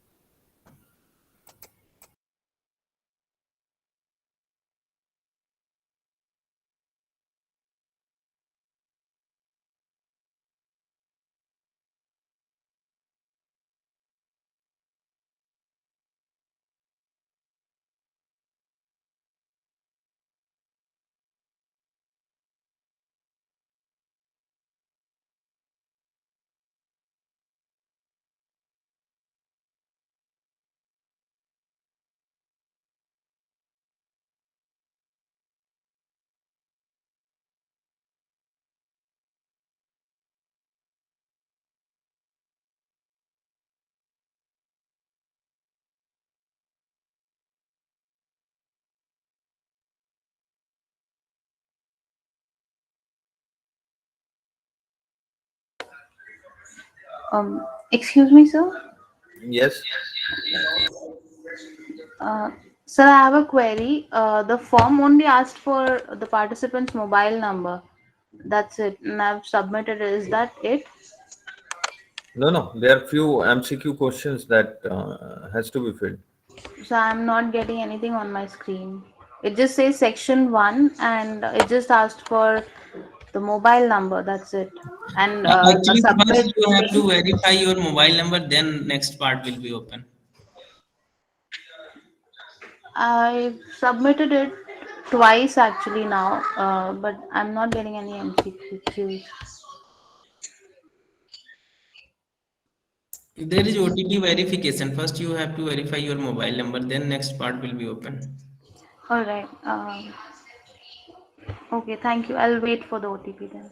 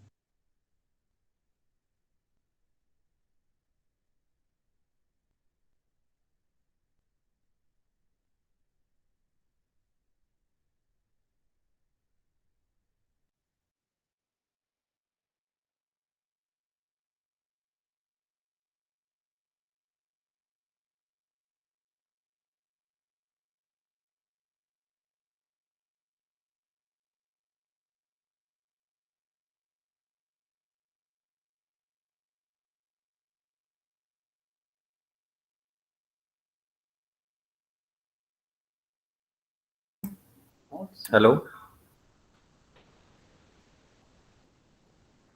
All have filled the form?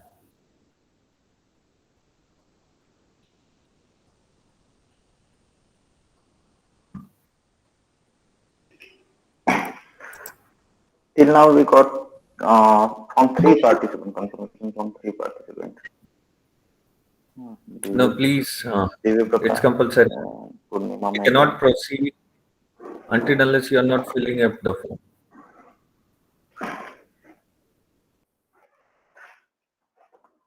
So I'll it wait for will, another it will 10 take minutes. some 10 minutes more because 15 Yeah, multiple choice yeah, question is yeah, also yeah. we have to fill. 10 minutes more.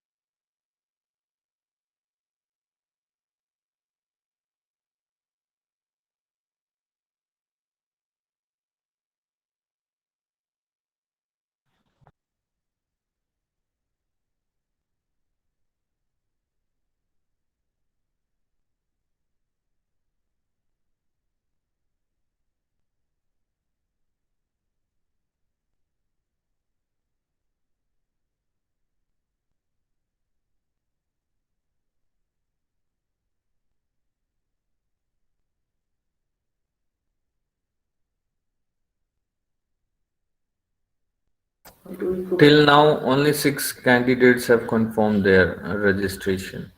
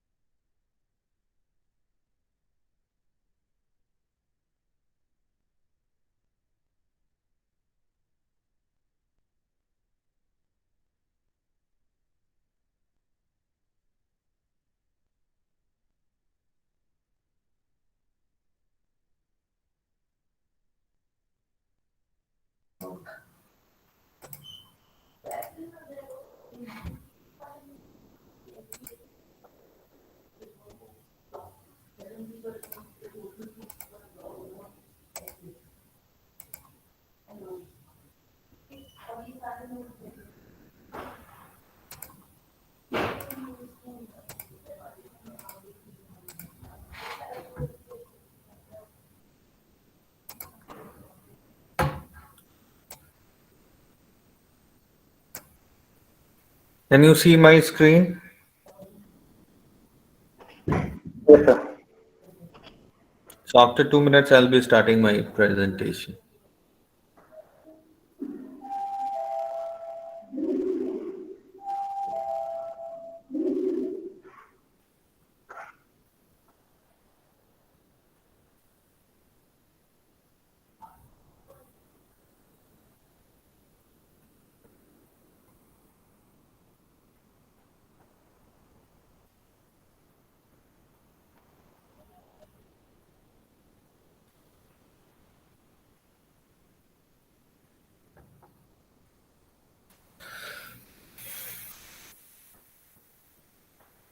So I'll start my presentation. As you have seen that in the inauguration session, we were fortunate that Professor P.K. Joshi has given us in detail knowledge about the application and the use of remote sensing and GIS technology in various applications.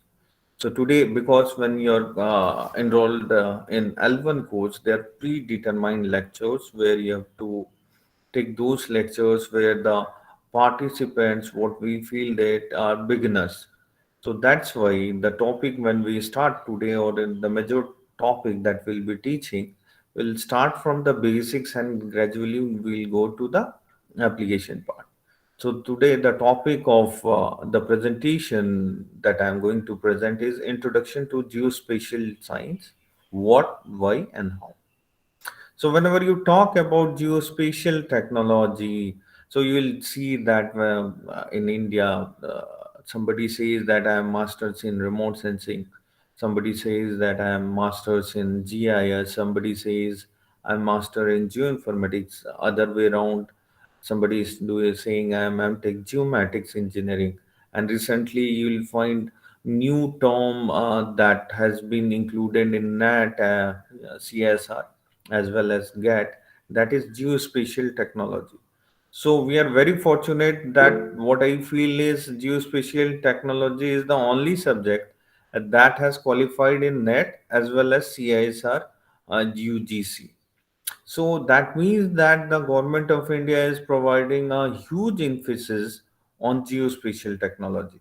So whatever term when we are talking about, when we are saying about geospatial techniques, means we are trying to refer about remote sensing, we are trying to refer about GIS, GPS surveying. So when we are talking about geospatial technique, we are basically talking about remote sensing, we are talking about GIS, we are talking about surveying, we are talking about photogrammetry, we are talking about drone technology.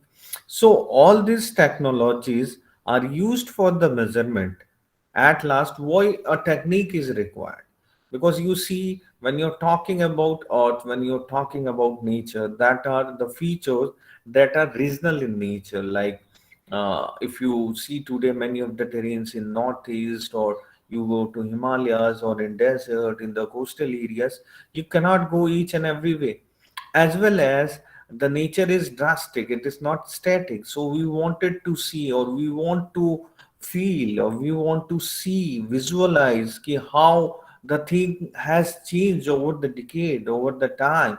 And for doing various kinds of analysis, for varying kinds of measurement, you need a software, you need a decision support system, you need a database on the basis of which you can accurately say about what is going to happen in near future. So whenever we are talking about a geospatial technology, we are talking about earth, we are talking about the things that are changing in the earth, we are talking about how the things will be captured, how the things will be managed, and finally a decision support system. That's why you need some softwares, either it is a proprietary software or a open source software. And that's why you this technique is very important. So I'll start up when I say that many of you must be knowing what is remote sensing, GIS, GPS, and surveying.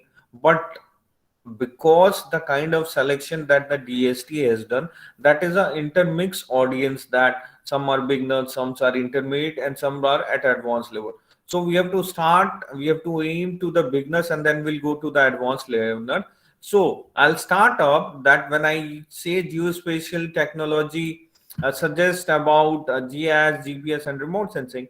So what does GIS means? So GIS is a computer-based information system that is used to digitally represent and analyze geographical features present on the earth surface, and that events that are taking place on the earth. So whatever things that you're seeing, whether that is a change in the geology, whether that is a change in the geomorphology, or whether what is the recently sir has stated the Chamoli flood or the Kedar flood or the various disasters that are happening, and for capturing those information, for analyzing those data sets, you need a decision support system, you need an information system. So when you talk about GIS, we are talking about spatial data, we are talking about non-spatial data, that in detail you will be learning today in the afternoon, that what do you mean by spatial data, what you deal by non-spatial data, what do you mean by raster data, what do you mean by vector data. So whenever we are talking about GIS, these are the few data models, these are the few data sets that has to be digitally stored, that has to be viewed, and on the basis of that you will be collecting the data analysis, and all kind of manipulation or spatial data will be generated. So today, if you see that, if the biggest advantage and the biggest advantage I can say, I've seen Honorable Prime Minister Sri Narendra Modi sir, that from his chief minister when he was in Gujarat, and then gradually into becoming the very renowned and very popular prime minister, he is popularly more related, and he always try to use, or always try to see the word in the geospatial domain. So when he was the chief minister and now as a prime minister, he says that you have to use this technology in each and every department, whether you are talking about in the water resource department, whether you're talking about urban department, when you're talking about smart city planning, when you're talking about disaster management, you're talking about soil information system, you're talking about forest information system. So today in this world, changing world, if you want to see the changing feature, if you want to have a futuristic model, you must have a spatial knowledge, and for that this remote sensing and GIS is of great use. So whenever we are talking about GIS, we are talking about few important components. Like a human being, there are few important parts. In the same way in GIS also there are few important parts. That is, you need a software, because here you're handling a large data set. Again, I said there are two kinds of softwares, whether that is a open source softwares like Quantum GIS or QGIS. Then you have got Saga, and there are many more, Ilways, Grass, etc. But on the other hand, the proprietary softwares that are many popular, that is ArcGIS, ADAS, NV, PCI, Geomatica. The difference between an open source and a proprietary software is, for proprietary software, you have to require a licensing is required, and when there is a licensing is required, means that involve cost, and the cost of the image processing softwares, or whenever you talk about GIS softwares, it's very costly in nature. Like if you go for the ADAS, the minimum master lab kit for the educational version cost you around 1.5 lakh rupees, one user license, one user. So if you're 10 students and only one image processing software I need ADAS, that will cost you around 15 lakh rupees. So that is a huge amount that has to be invested, and the same model, the same thing can be obtained free of cost. That's why the government of India, the Indian Space Research Organization, is giving more emphasis on QGIS, because right now I have used the term ADAS, and then I've used the term ArcGIS, PCA, Geomatica, or NV. So they are the different software having the different properties. Like if you go into the ADAS, that is also Hexagon, Geomatica software, there the GIS portion is the weak. But when it comes to the image processing, there the GIS portion is weak, and when you go to ISRI ArcGIS, there the image processing is weak.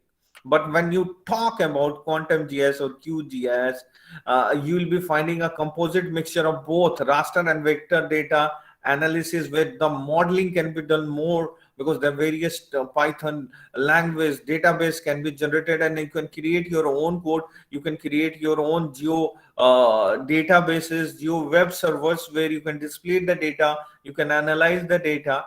And finally, you need a hardware. Apart from software, you need a hardware where it can be stored. So whenever you're talking about remote sensing hardware, that must be a latest configuration with a high random memory. RAM should be there, a good processor should be there. Yeah, please.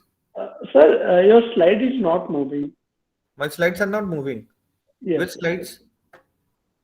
Actually, now it is key component of GIS. Okay, but okay. Previously it was on first slide. Okay, now you can see. Yeah, sir.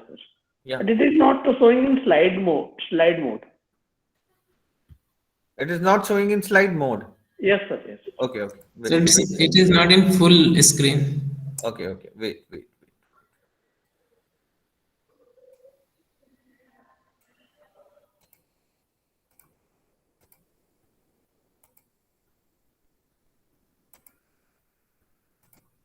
Can you see now? Yes, sir. Yes, sir. Yes, sir.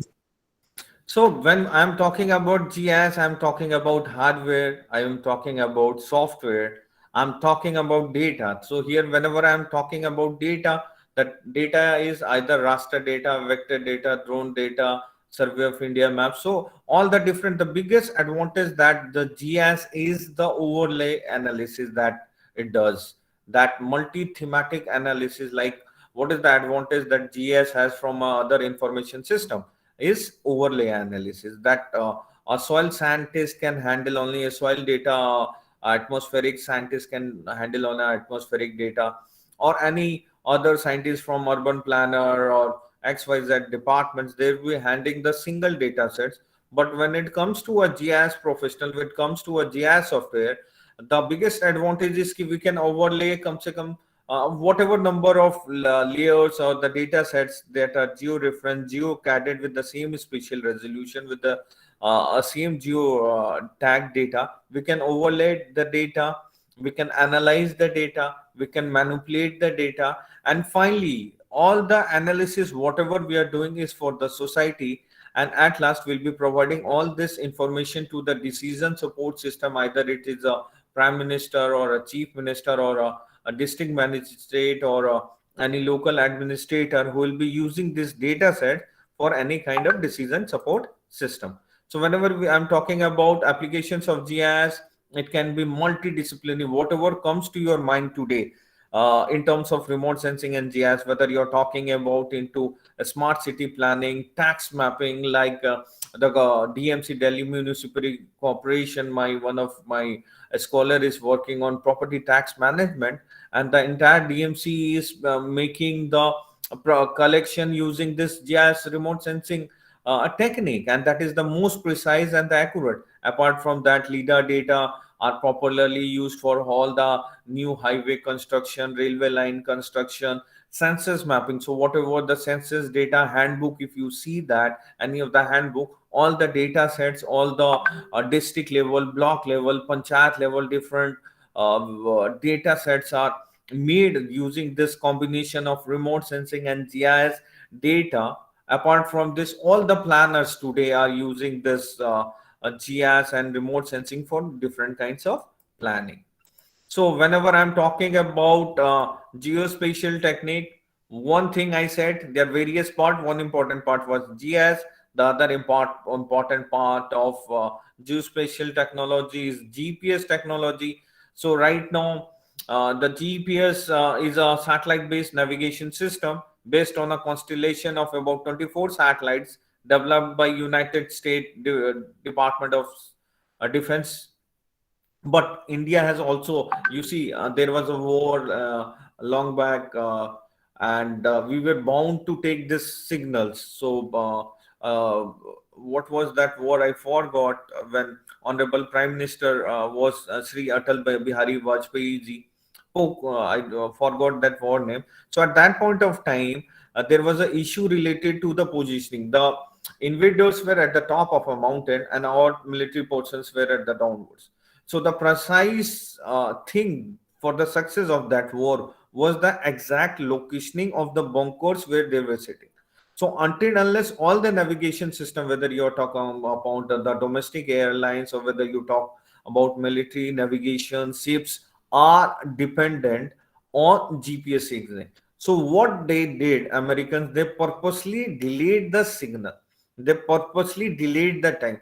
Means they have got two kinds of codes when you're talking about in GPS, that is N1 and L2 codes. So L2 codes are kept for their purposes, military purposes, and L1 is shared with the civilians. So what they did, they purposely delayed it so that the accuracy of the positioning differs. So when the accuracy of positioning will differ, the exact damage where we wanted to do was deviated from the original point. So at that point of time, the Honorable Prime Minister stated that we must have our own navigation system. So India has launched, ISRO has launched its own navigation system. Right now, that is known as IRNSS, that is Indian Regional Navigation Satellite System. That is in right now operational. It has been operational, but it is in trial period. So over the period of time, in the coming years, maybe in 2 or 3 years, you will be seeing that we'll be replacing this GPS, that is a foreign-based satellite that is providing the navigation system to us. But in coming days, we'll be using our own navigation system developed by ISRO. So when we talk about the GPS, the same principles lies with the IRNSS2, that is comprised of 3 segments. One is space segments, means all the satellites that are in the space. Second one is control segments, where all the data sets are released and received, and finally it is controlled. And at last, we, the users, we do operate this data sets. So when you talk about satellite constellation is called space segments. It provides the ranging signals, data messages to the user equipments. Then second system is control segment. It tracks and maintains the satellite in the space. And finally, the third segment is user equipment segment, where it performs the navigation, timing, and other related functions that we are using in our cars. So when you talk about uses and applications of GPS, all the navigation system, whether that is domestic, military, I've already stated, in agriculture, marine services, surveying. So whatever comes to your mind, that is on the basis of geo positioning. So nowadays it's very popular among the students too. So you will be seeing all this technology being used in space, railway lines, road lines, disasters. And finally, the third component when we are talking about, one is GIS, the other we talked about GPS in detail. We'll be doing in our coming lectures, because for 21 days we'll have a complete package of in detail knowledge. Here I'll be giving only the overview of all the geospatial technologies. So when we are talking about the third part of geospatial technology, we are talking about remote sensing. So whenever we are talking about remote sensing, we are talking about any science or a technology that is used to acquire information about any area or phenomena without coming into physical contact with the object, either through electromagnetic radiation. So this is done by sensing the recorded, reflected, or emitted energy. We process this, we analyze it, and finally we apply it. So when we talk about remote sensing, we are talking about two kind of remote sensing sensors. You have got active sensor, you have got passive sensor. So that will be doing in detail in our coming lectures, when you will be doing explicitly for remote sensing and its applications.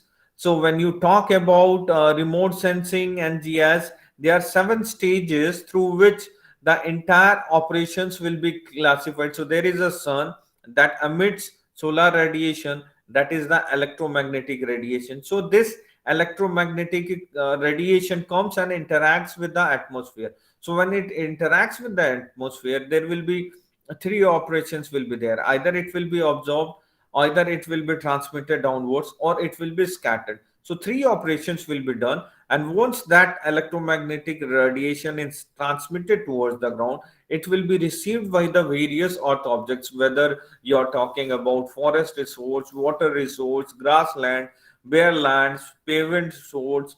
Now, like each and every we human being are male and female, but we do have a different color, we have got a different shape and size, we have got a different recognition. In the same way, when this reflected energy is again recorded by the sensor that is stationed in the atmosphere, each and every object is being sensed in the form of digital number.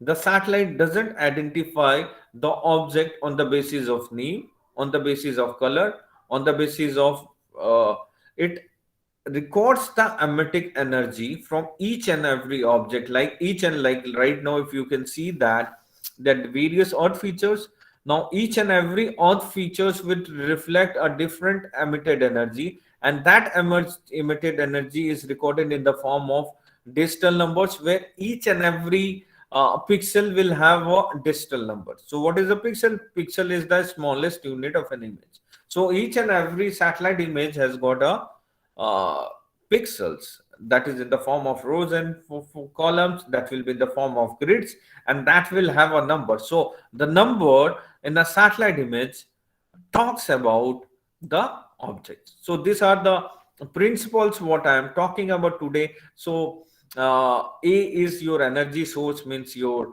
sun is the energy resource. B is the atmospheric interaction, where I have already stated that you will have absorption, scattering, and the various earth operations will be there. Finally, it will be interacting with the target, that is C. Again, from this target, again, there are various earth objects that are located on the earth. The reflected energy will be sensed by the sensor and the atmosphere. Again, it will be going through the atmosphere, and it will be sensed at a energy detector or a remote sensing sensor.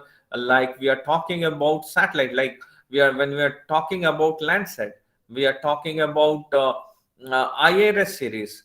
So they are the satellite, but in that you have got different sensors, like you have got MSS, ETM, ETM plus, OLI, TIRS. That are the Landsat sensors. When you talk about IRS, you have got lease 1, lease 2, lease 3, lease 4. Then you have got Cartosat series. So you have got different kinds of sensors. They will be recording the data, and once the data is recorded in the satellite that is stationed in the atmosphere, it will be relayed to the down reception and the processing unit.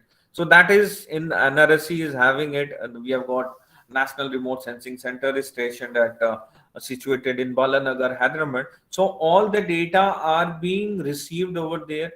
All the data are being processed there, and this data are given into two different forms to any user.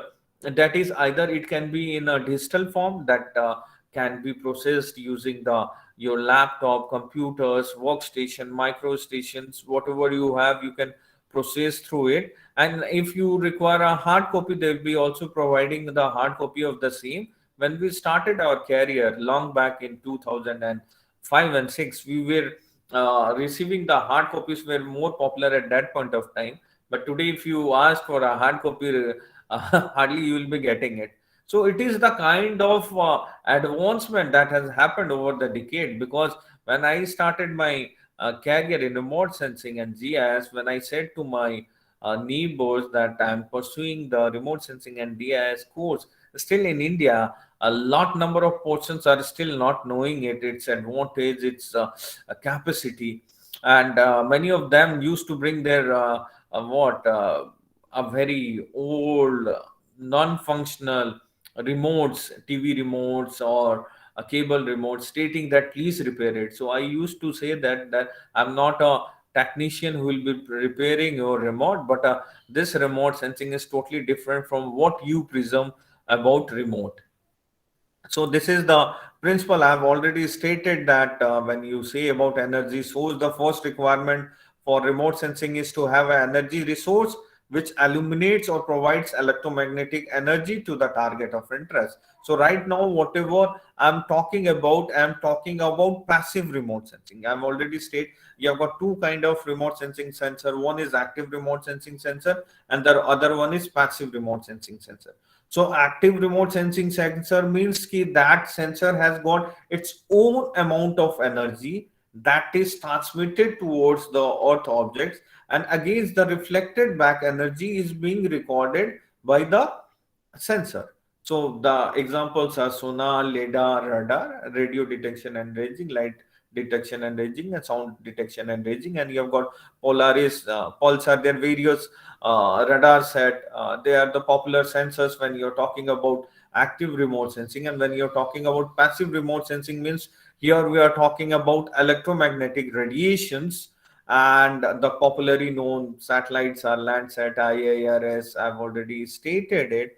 The second option is that it will be interacting with the atmosphere, where the energy travels from its source to the target, and finally it will be passes through it. It will interact and travel to the target. Once the energy makes to the target through the atmosphere, now it depends on the property of the object, like which kind of object is stationed, whether that is a dense vegetation or a sparse vegetation, whether there is a water, because in the land you have got a mix of each and every object.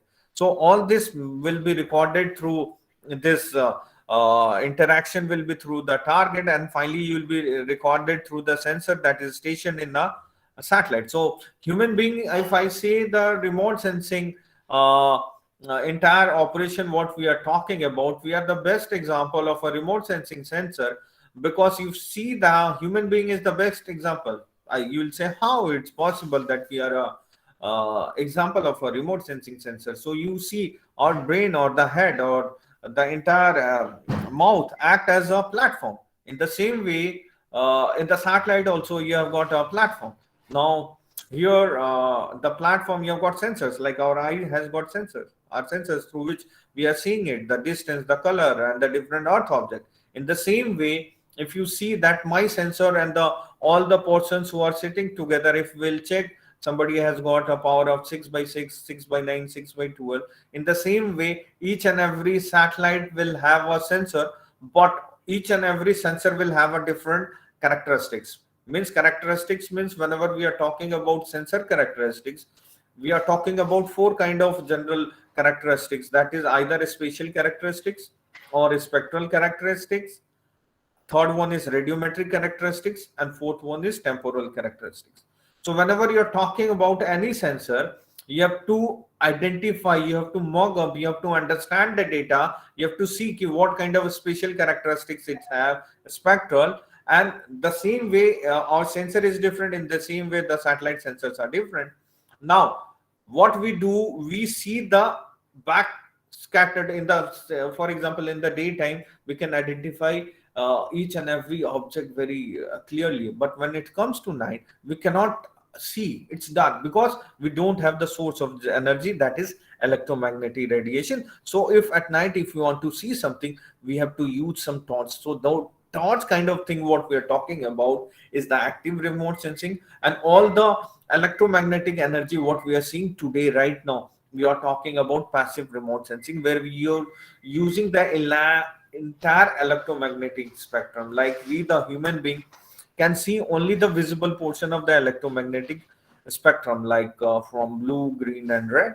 But when you go to electromagnetic spectrum, you have got ranges from blue, ultraviolet, beyond that will be receiving toward the earth, will go to the near infrared, middle infrared, thermal infrared, far infrared, then till microwave.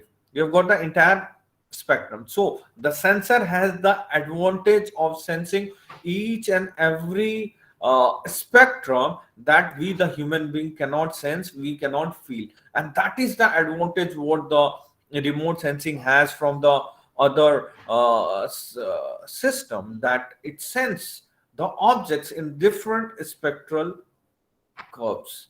So at last, what we are doing it, when we see, we have got a brain. So what does that brain do? Whenever there is a reflection from that object, we see a mango, for example, that is green in color, other one is yellow in color. So what from our childhood it was stated that whenever it is green in color means it's not fully ripened, and whenever it's yellow it's fully ripened. Means हरा है तो कच्चा है, पीला हो गया तो पक गया. In the same way, each and every, means here the identification of the object was on the basis of color. In the same way, on mental computer, because our father has stated that yellow hoga to pakka hai, green hoga to kacha hai. In the same way, when it comes to the different earth object in a satellite image, each and every object has got a predefined elements of image interpretation. So there are 9 to 10 elements where we use those elements to identify the any earth object on a satellite image. Here, when we identified the earth object was on the basis of color. Many times when we see a dog, we see a cat. Why हम लोग क्यों नहीं बोलते हैं कुत्ते को बिल्ली, बिल्ली को कुत्ता? Because हमारे को वो पूरा बताया गया है कि how does a dog look like, how do a cat look like. So whenever we are classifying any earth object, we not only take tone into consideration, we take shape, size, texture, color, association. In the same way, when you're talking about remote sensing and GIS, when it comes to the image interpretation, you have to identify all these 9 elements or the 10 elements has to be taken into consideration, like tone, texture, shape, size, pattern, association, location, shadow. All has to be taken into to finally analyze the data, finally interpret the data, and finally to the application. So at last, whatever data what we have obtained either through drone or through satellite image or through Cartosat or from a Survey of India or other agency, finally is we want a decision support system where this all knowledge can be transformed in the form of solution. Because what it was when we started our knowledge in the field of remote sensing and GIS, it was more kind of a data creation when at the beginning you can say, but today its dimension has totally changed. It's more kind of a model, web GIS, real-time analysis. So over the decades it's increasing. So once my teacher told me that when computer was introduced in India, There was a Bharat Bandh called in the entire India, stating that this computer will lead to unemployment, पूरा ये बंद हो गया सब चीज, लेकिन ऐसा कुछ नहीं हुआ। और सबने उस समय, मेरे सर ने बोला कि उस समय था, मेरे को लग गया कि कंप्यूटर सीखना है और आने वाला युग कंप्यूटर का है। In the same way, the introduction of geospatial technology is the yug that you are talking about in the coming era. So जो जितना पहले इसमें कमांड करेगा, जो जितना ज्यादा इसमें नॉलेज करेगा, वो अपनी लाइफ में उतनी ज्यादा तरक्की करेगा, and you will be safe into the mind. You will be the safe into the side. So you see कि जितने भी लोग remote sensing and GIS course करते हैं, चाहे वो डिप्लोमा करते हैं, चाहे वो मास्टर्स करते हैं, चाहे वो पीएचडी करते हैं, कोई भी इंडिया में अनएम्प्लॉयड नहीं है। If you take the employability ratio निकालोगे, अगर यू कंपैरिजन करोगे with geoinformatics, with geography, geology and the allied environmental and whatever sector it, you will find that the student who had a GIS professional or a GIS degree has got a better employability. अगर मैं अपने ही university की सिर्फ मैं बात करूं, तो we have got 100% placement, and that is why, because they have got a professional degree and that a professional knowledge. So the most important thing to get success in life is a training. So what we are doing, the training, the purpose is to train the human resource. तो ये 21 days का जो programme है, उसका basic agenda यही है कि beginners को आप ट्रेन कीजिए, सो दैट कि वो सोसाइटी में एक सस्टेनेबल डेवलपमेंट के लिए आप डिफरेंट रिसोर्सेज को आइडेंटिफाई कर सकते हैं। चाहे हम मेट्रोलॉजिकल डिपार्टमेंट की बात करें, हाइड्रोलॉजी की बात करें, सॉइल साइंस की बात करें, बायोलॉजी की बात करें, फॉरेस्ट्री की बात करें, एनवायरमेंटल साइंस की बात करें, एग्रीकल्चरल इंजीनियरिंग, मतलब आप जो भी चीज आज के डेट में देख रहे हो, आपको एक ना एक पर्सनल चाहिए जो कि इसका एक्सपर्ट हो आपके लैब में। Because you'll see, whether you talk to, you see in any NITs, IITs, any central university, whether you see the faculty from environmental science, geology, geography, botany, civil, mechanical, each and every person nowadays wants to get this degree and a professional knowledge. And that is why the need is there for geospatial information system.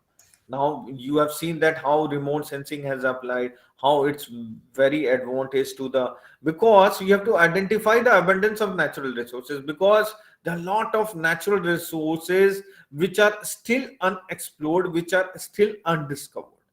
And for the sound management and the utilization of those natural resources, first you have to identify it, then you have to map it, and then you can provide a solution to the system. So you can see that in this pandemic also, the Arogya Setu or the donations, what the government of India, we were the pioneer who provided the concept of donations, the concept of the decision support system to the government of India. So the donation, what it was be done, that the closer to the affected area, you're more in danger, red zone, green zone, orange zone, blue zone. That was we had a different donation concept, because the politics and the different administration will come into the play, and there is a large number of people who are working on daily basis. So government has modified some of the components, but we were the pioneer, and the entire concept during this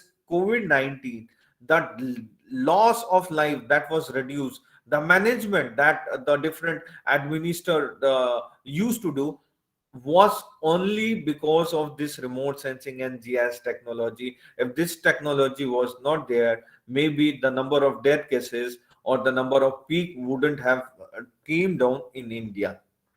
So this provides a quick decision system and action, and finally any strateger or a planner, like if I'm into a military organization, if you want to see that along the borders what the Pakistanis or the China is doing, what kind of development they are doing, we cannot go there, we cannot see physically. The only thing through which we can see is either through our drones or through our aerial photographs or through satellite images. So recently the Uri attack was based on the Dataset 2B datasets, because whenever you are going for any strategic planning or any attack, the key to success is timing and the exact positioning of that area where you wanted to hit. Because you cannot go there and then you can roam around and you can ask your friend कि भैया यही तो उसका घर था, कहाँ है, मालूम चलेगा 1 घंटा में घूमने के लिए आप वहां घूम ही रहे हो उसके आसपास. That's why the key to success was exact positioning. And all the defense related the position what we are good, and that's all because of the defense that we have in our GPS technology. And nowadays when you're talking about GPS and all, we are talking about in a changing what there lot of traditional thing has changed over the decade. And now when you talk about geospatial data, we are talking about artificial intelligence, we are talking about Google Earth data, we are talking about deep big data, we are talking about support vector machines, we are talking about machine learning, we are talking about deep learning. So they are the advances that are coming up, and you're training yourself, because in this changing world, if you want to sustain and you want to achieve your dreams, achieve your goal, the best thing is you modify yourself, you update yourself. Because if you're not updating yourself, you will be just like HMT watches, or you will be just like Sibaka or many other toothpaste, Pepsodent. And there were four hands when I was a kid. There was a four hands toothpaste, and there was a HMT watch. That HMT watch was to be like, I'm from Bihar and Jharkhand, I pertain to, my domicile is there from both the states. So whoever was married, either a girl or a woman, used to wear a HMT watches. Or you see Nokia. When I started using mobile, it was Nokia. But over the period of time, today nobody is carrying a Nokia phone. And one time, the entire person who were carrying with a Nokia phone.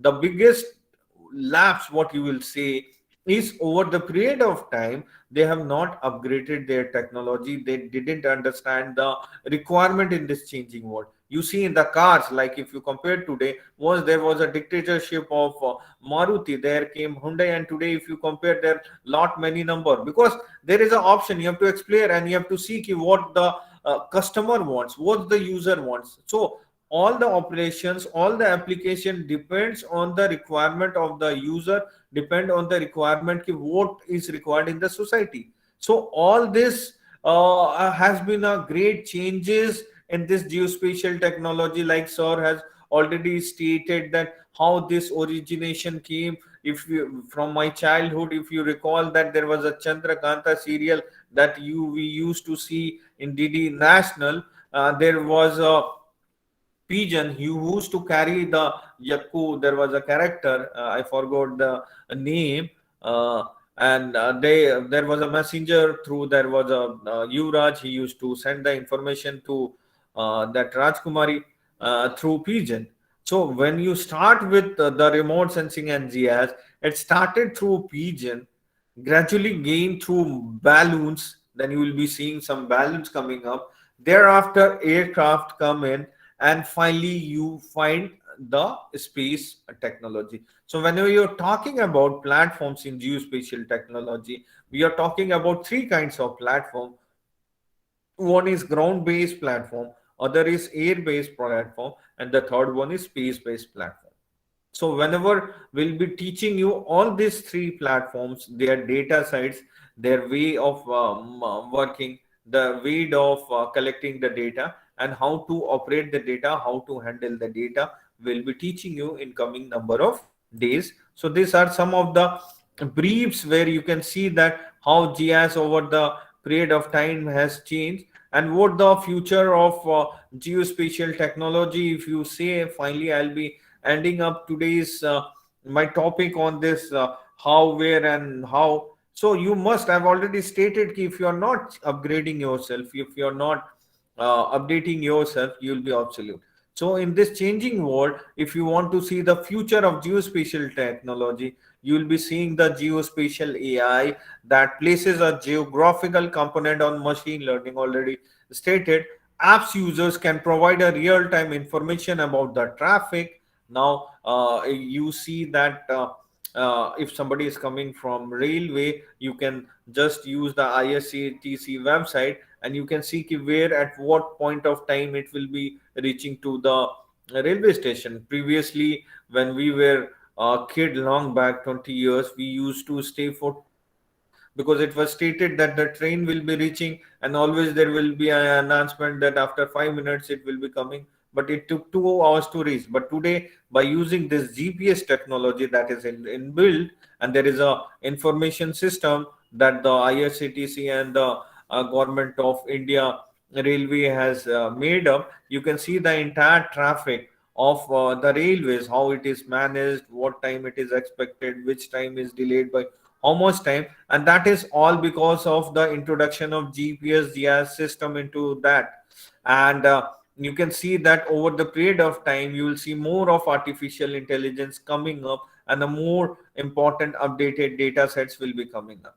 Apart from that, nowadays each and everyone, whoever is thinking that I am the latest professional in a remote sensing technology, he'll be always stating lidar, that I am a lidar personal. So what does lidar personal means? It is the eye of autonomous vehicle, that is lidar, the light detection and ranging, which is a sensing method that use pulse laser lights to measure variable distances. Has already PK Verma, PK Joshi sir has already shown us some of the figures. Will be showing up some data sets. If time allow, we can do process those data sets. And this geospatial technology make lidar possible mappings company for whatever railway projects that is coming on, for the various dams, hydropowers that are coming up in India. Each and every company is carrying out a survey using this lidar. So if you are more acquainted with this lidar technology, you're implement, because at last the purpose of doing any knowledge or any study in India generally is job. But for me, it's more than a job. It's your self satisfaction and finally what you're giving to the society. So this subject is the best subject where you can explore about yourself. You can explore about the technology. There is no predetermined, like if you go into the orthodox courses like physics, chemistry, mathematics, there are a lot of research already done, and to identify the gap and to come with the latest findings or some research, it is too difficult. But when it comes to remote sensing and GIS technology, you can already see that a lot number of new techniques, a lot number of new softwares are coming up with new findings, and you can have your own name and fame in this field if you are talking about a career in the field of research. So you can see that the researchers in India, the professors in India, if you see the geographical professors in India, or the geological professors of India, or the environmental science professors of India, the professors who are working in the field of remote sensing and GIS, they are those professors, and they are having good significant number of publication, and they're the only professors who are publishing paper if you take from that department. So why they are able to do it? Because of this technology. So if you want to have a change among your classmates, among your society, among your batchment, among your researcher, you start using it, start using the upgraded tools technology, and finally it will provide you the entire name and fame what you're supposed to have. So when you talk about geospatial technology, natural resource management, so I'll not go into the much detail, because in this coming 21 days you'll be listening various orators, various professors, various scientific professionals who will be providing you in detail about this application. But at least I'll be listing the names, like this subject is used for land resource management. You can do network analysis, you can do resource inventories, watershed analysis, site selections, engineering designing, demographic analysis, topographical analysis, spread diffusion, geoprocess modeling, facility management, resource exploration, logistic routing, transportation modeling, corridor selection, and finally spatial measurement. I could have given you in detail about each and every topic what it has been stated, but the time is a constraint, and we have got 21 days. That's why we have got ample time to discuss in detail how this remote sensing and GIS will be really helpful for whatever information system what I am showing. And with this, I'll be ending my today's lecture on this how introduction to geospatial technology, how its uses, applications, and with this, I'll be ending my. And in case there is any questionnaire, the house is open for a questionnaire answer for 5 minutes, and thereafter we'll have a lunch for 1 hour from 1 to 2, and again we'll meet from 2 in the same link. Daily, this same link will be working, and your this workshop starts from 10 till 5 or 5:30 daily. So as a candidate, you have to attend the entire session. Yeah, now the house is open. Any question?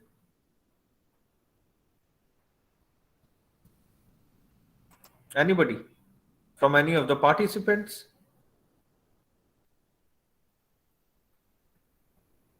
If there is any question, I'm there to help you out. I'll be answering it.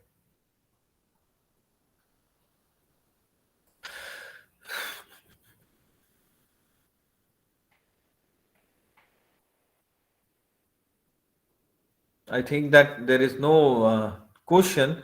So what we'll do is we'll be again meeting up at 2 o'clock. And by then, you all have your lunch, and we'll meet at 2 for the next topic on introduction to geospatial models, where today we'll be talking about how this geospatial data we are working it. Dr. Varun Narayan Mishra he's not well because he was supposed to take the lectures. So either me or Dr. Shruti will be taking your lecture, that is introduction to geospatial technology, and thereafter from 2 or 3 o'clock to 5 o'clock, Dr. Gohar Muraj will be briefing you about how to download the satellite data sets from different websites. Then you have got the secondary data, how to download soil data. Very interesting section we have prepared, and that will be a hand-on exercise. And with that, he'll be taking. So we'll be meeting at 2 o'clock. By then, take care. Bye. Any questions? Sir, I'm Dr. Shravan Kumar from Purvanchal University, Jaunpur. Namaste, sir. कैसे हैं? Sir, it was very nice to see your talk. Sir, and one request, because on hand-on session, before starting it, we have to, I think, share the links from where we are going to download the data.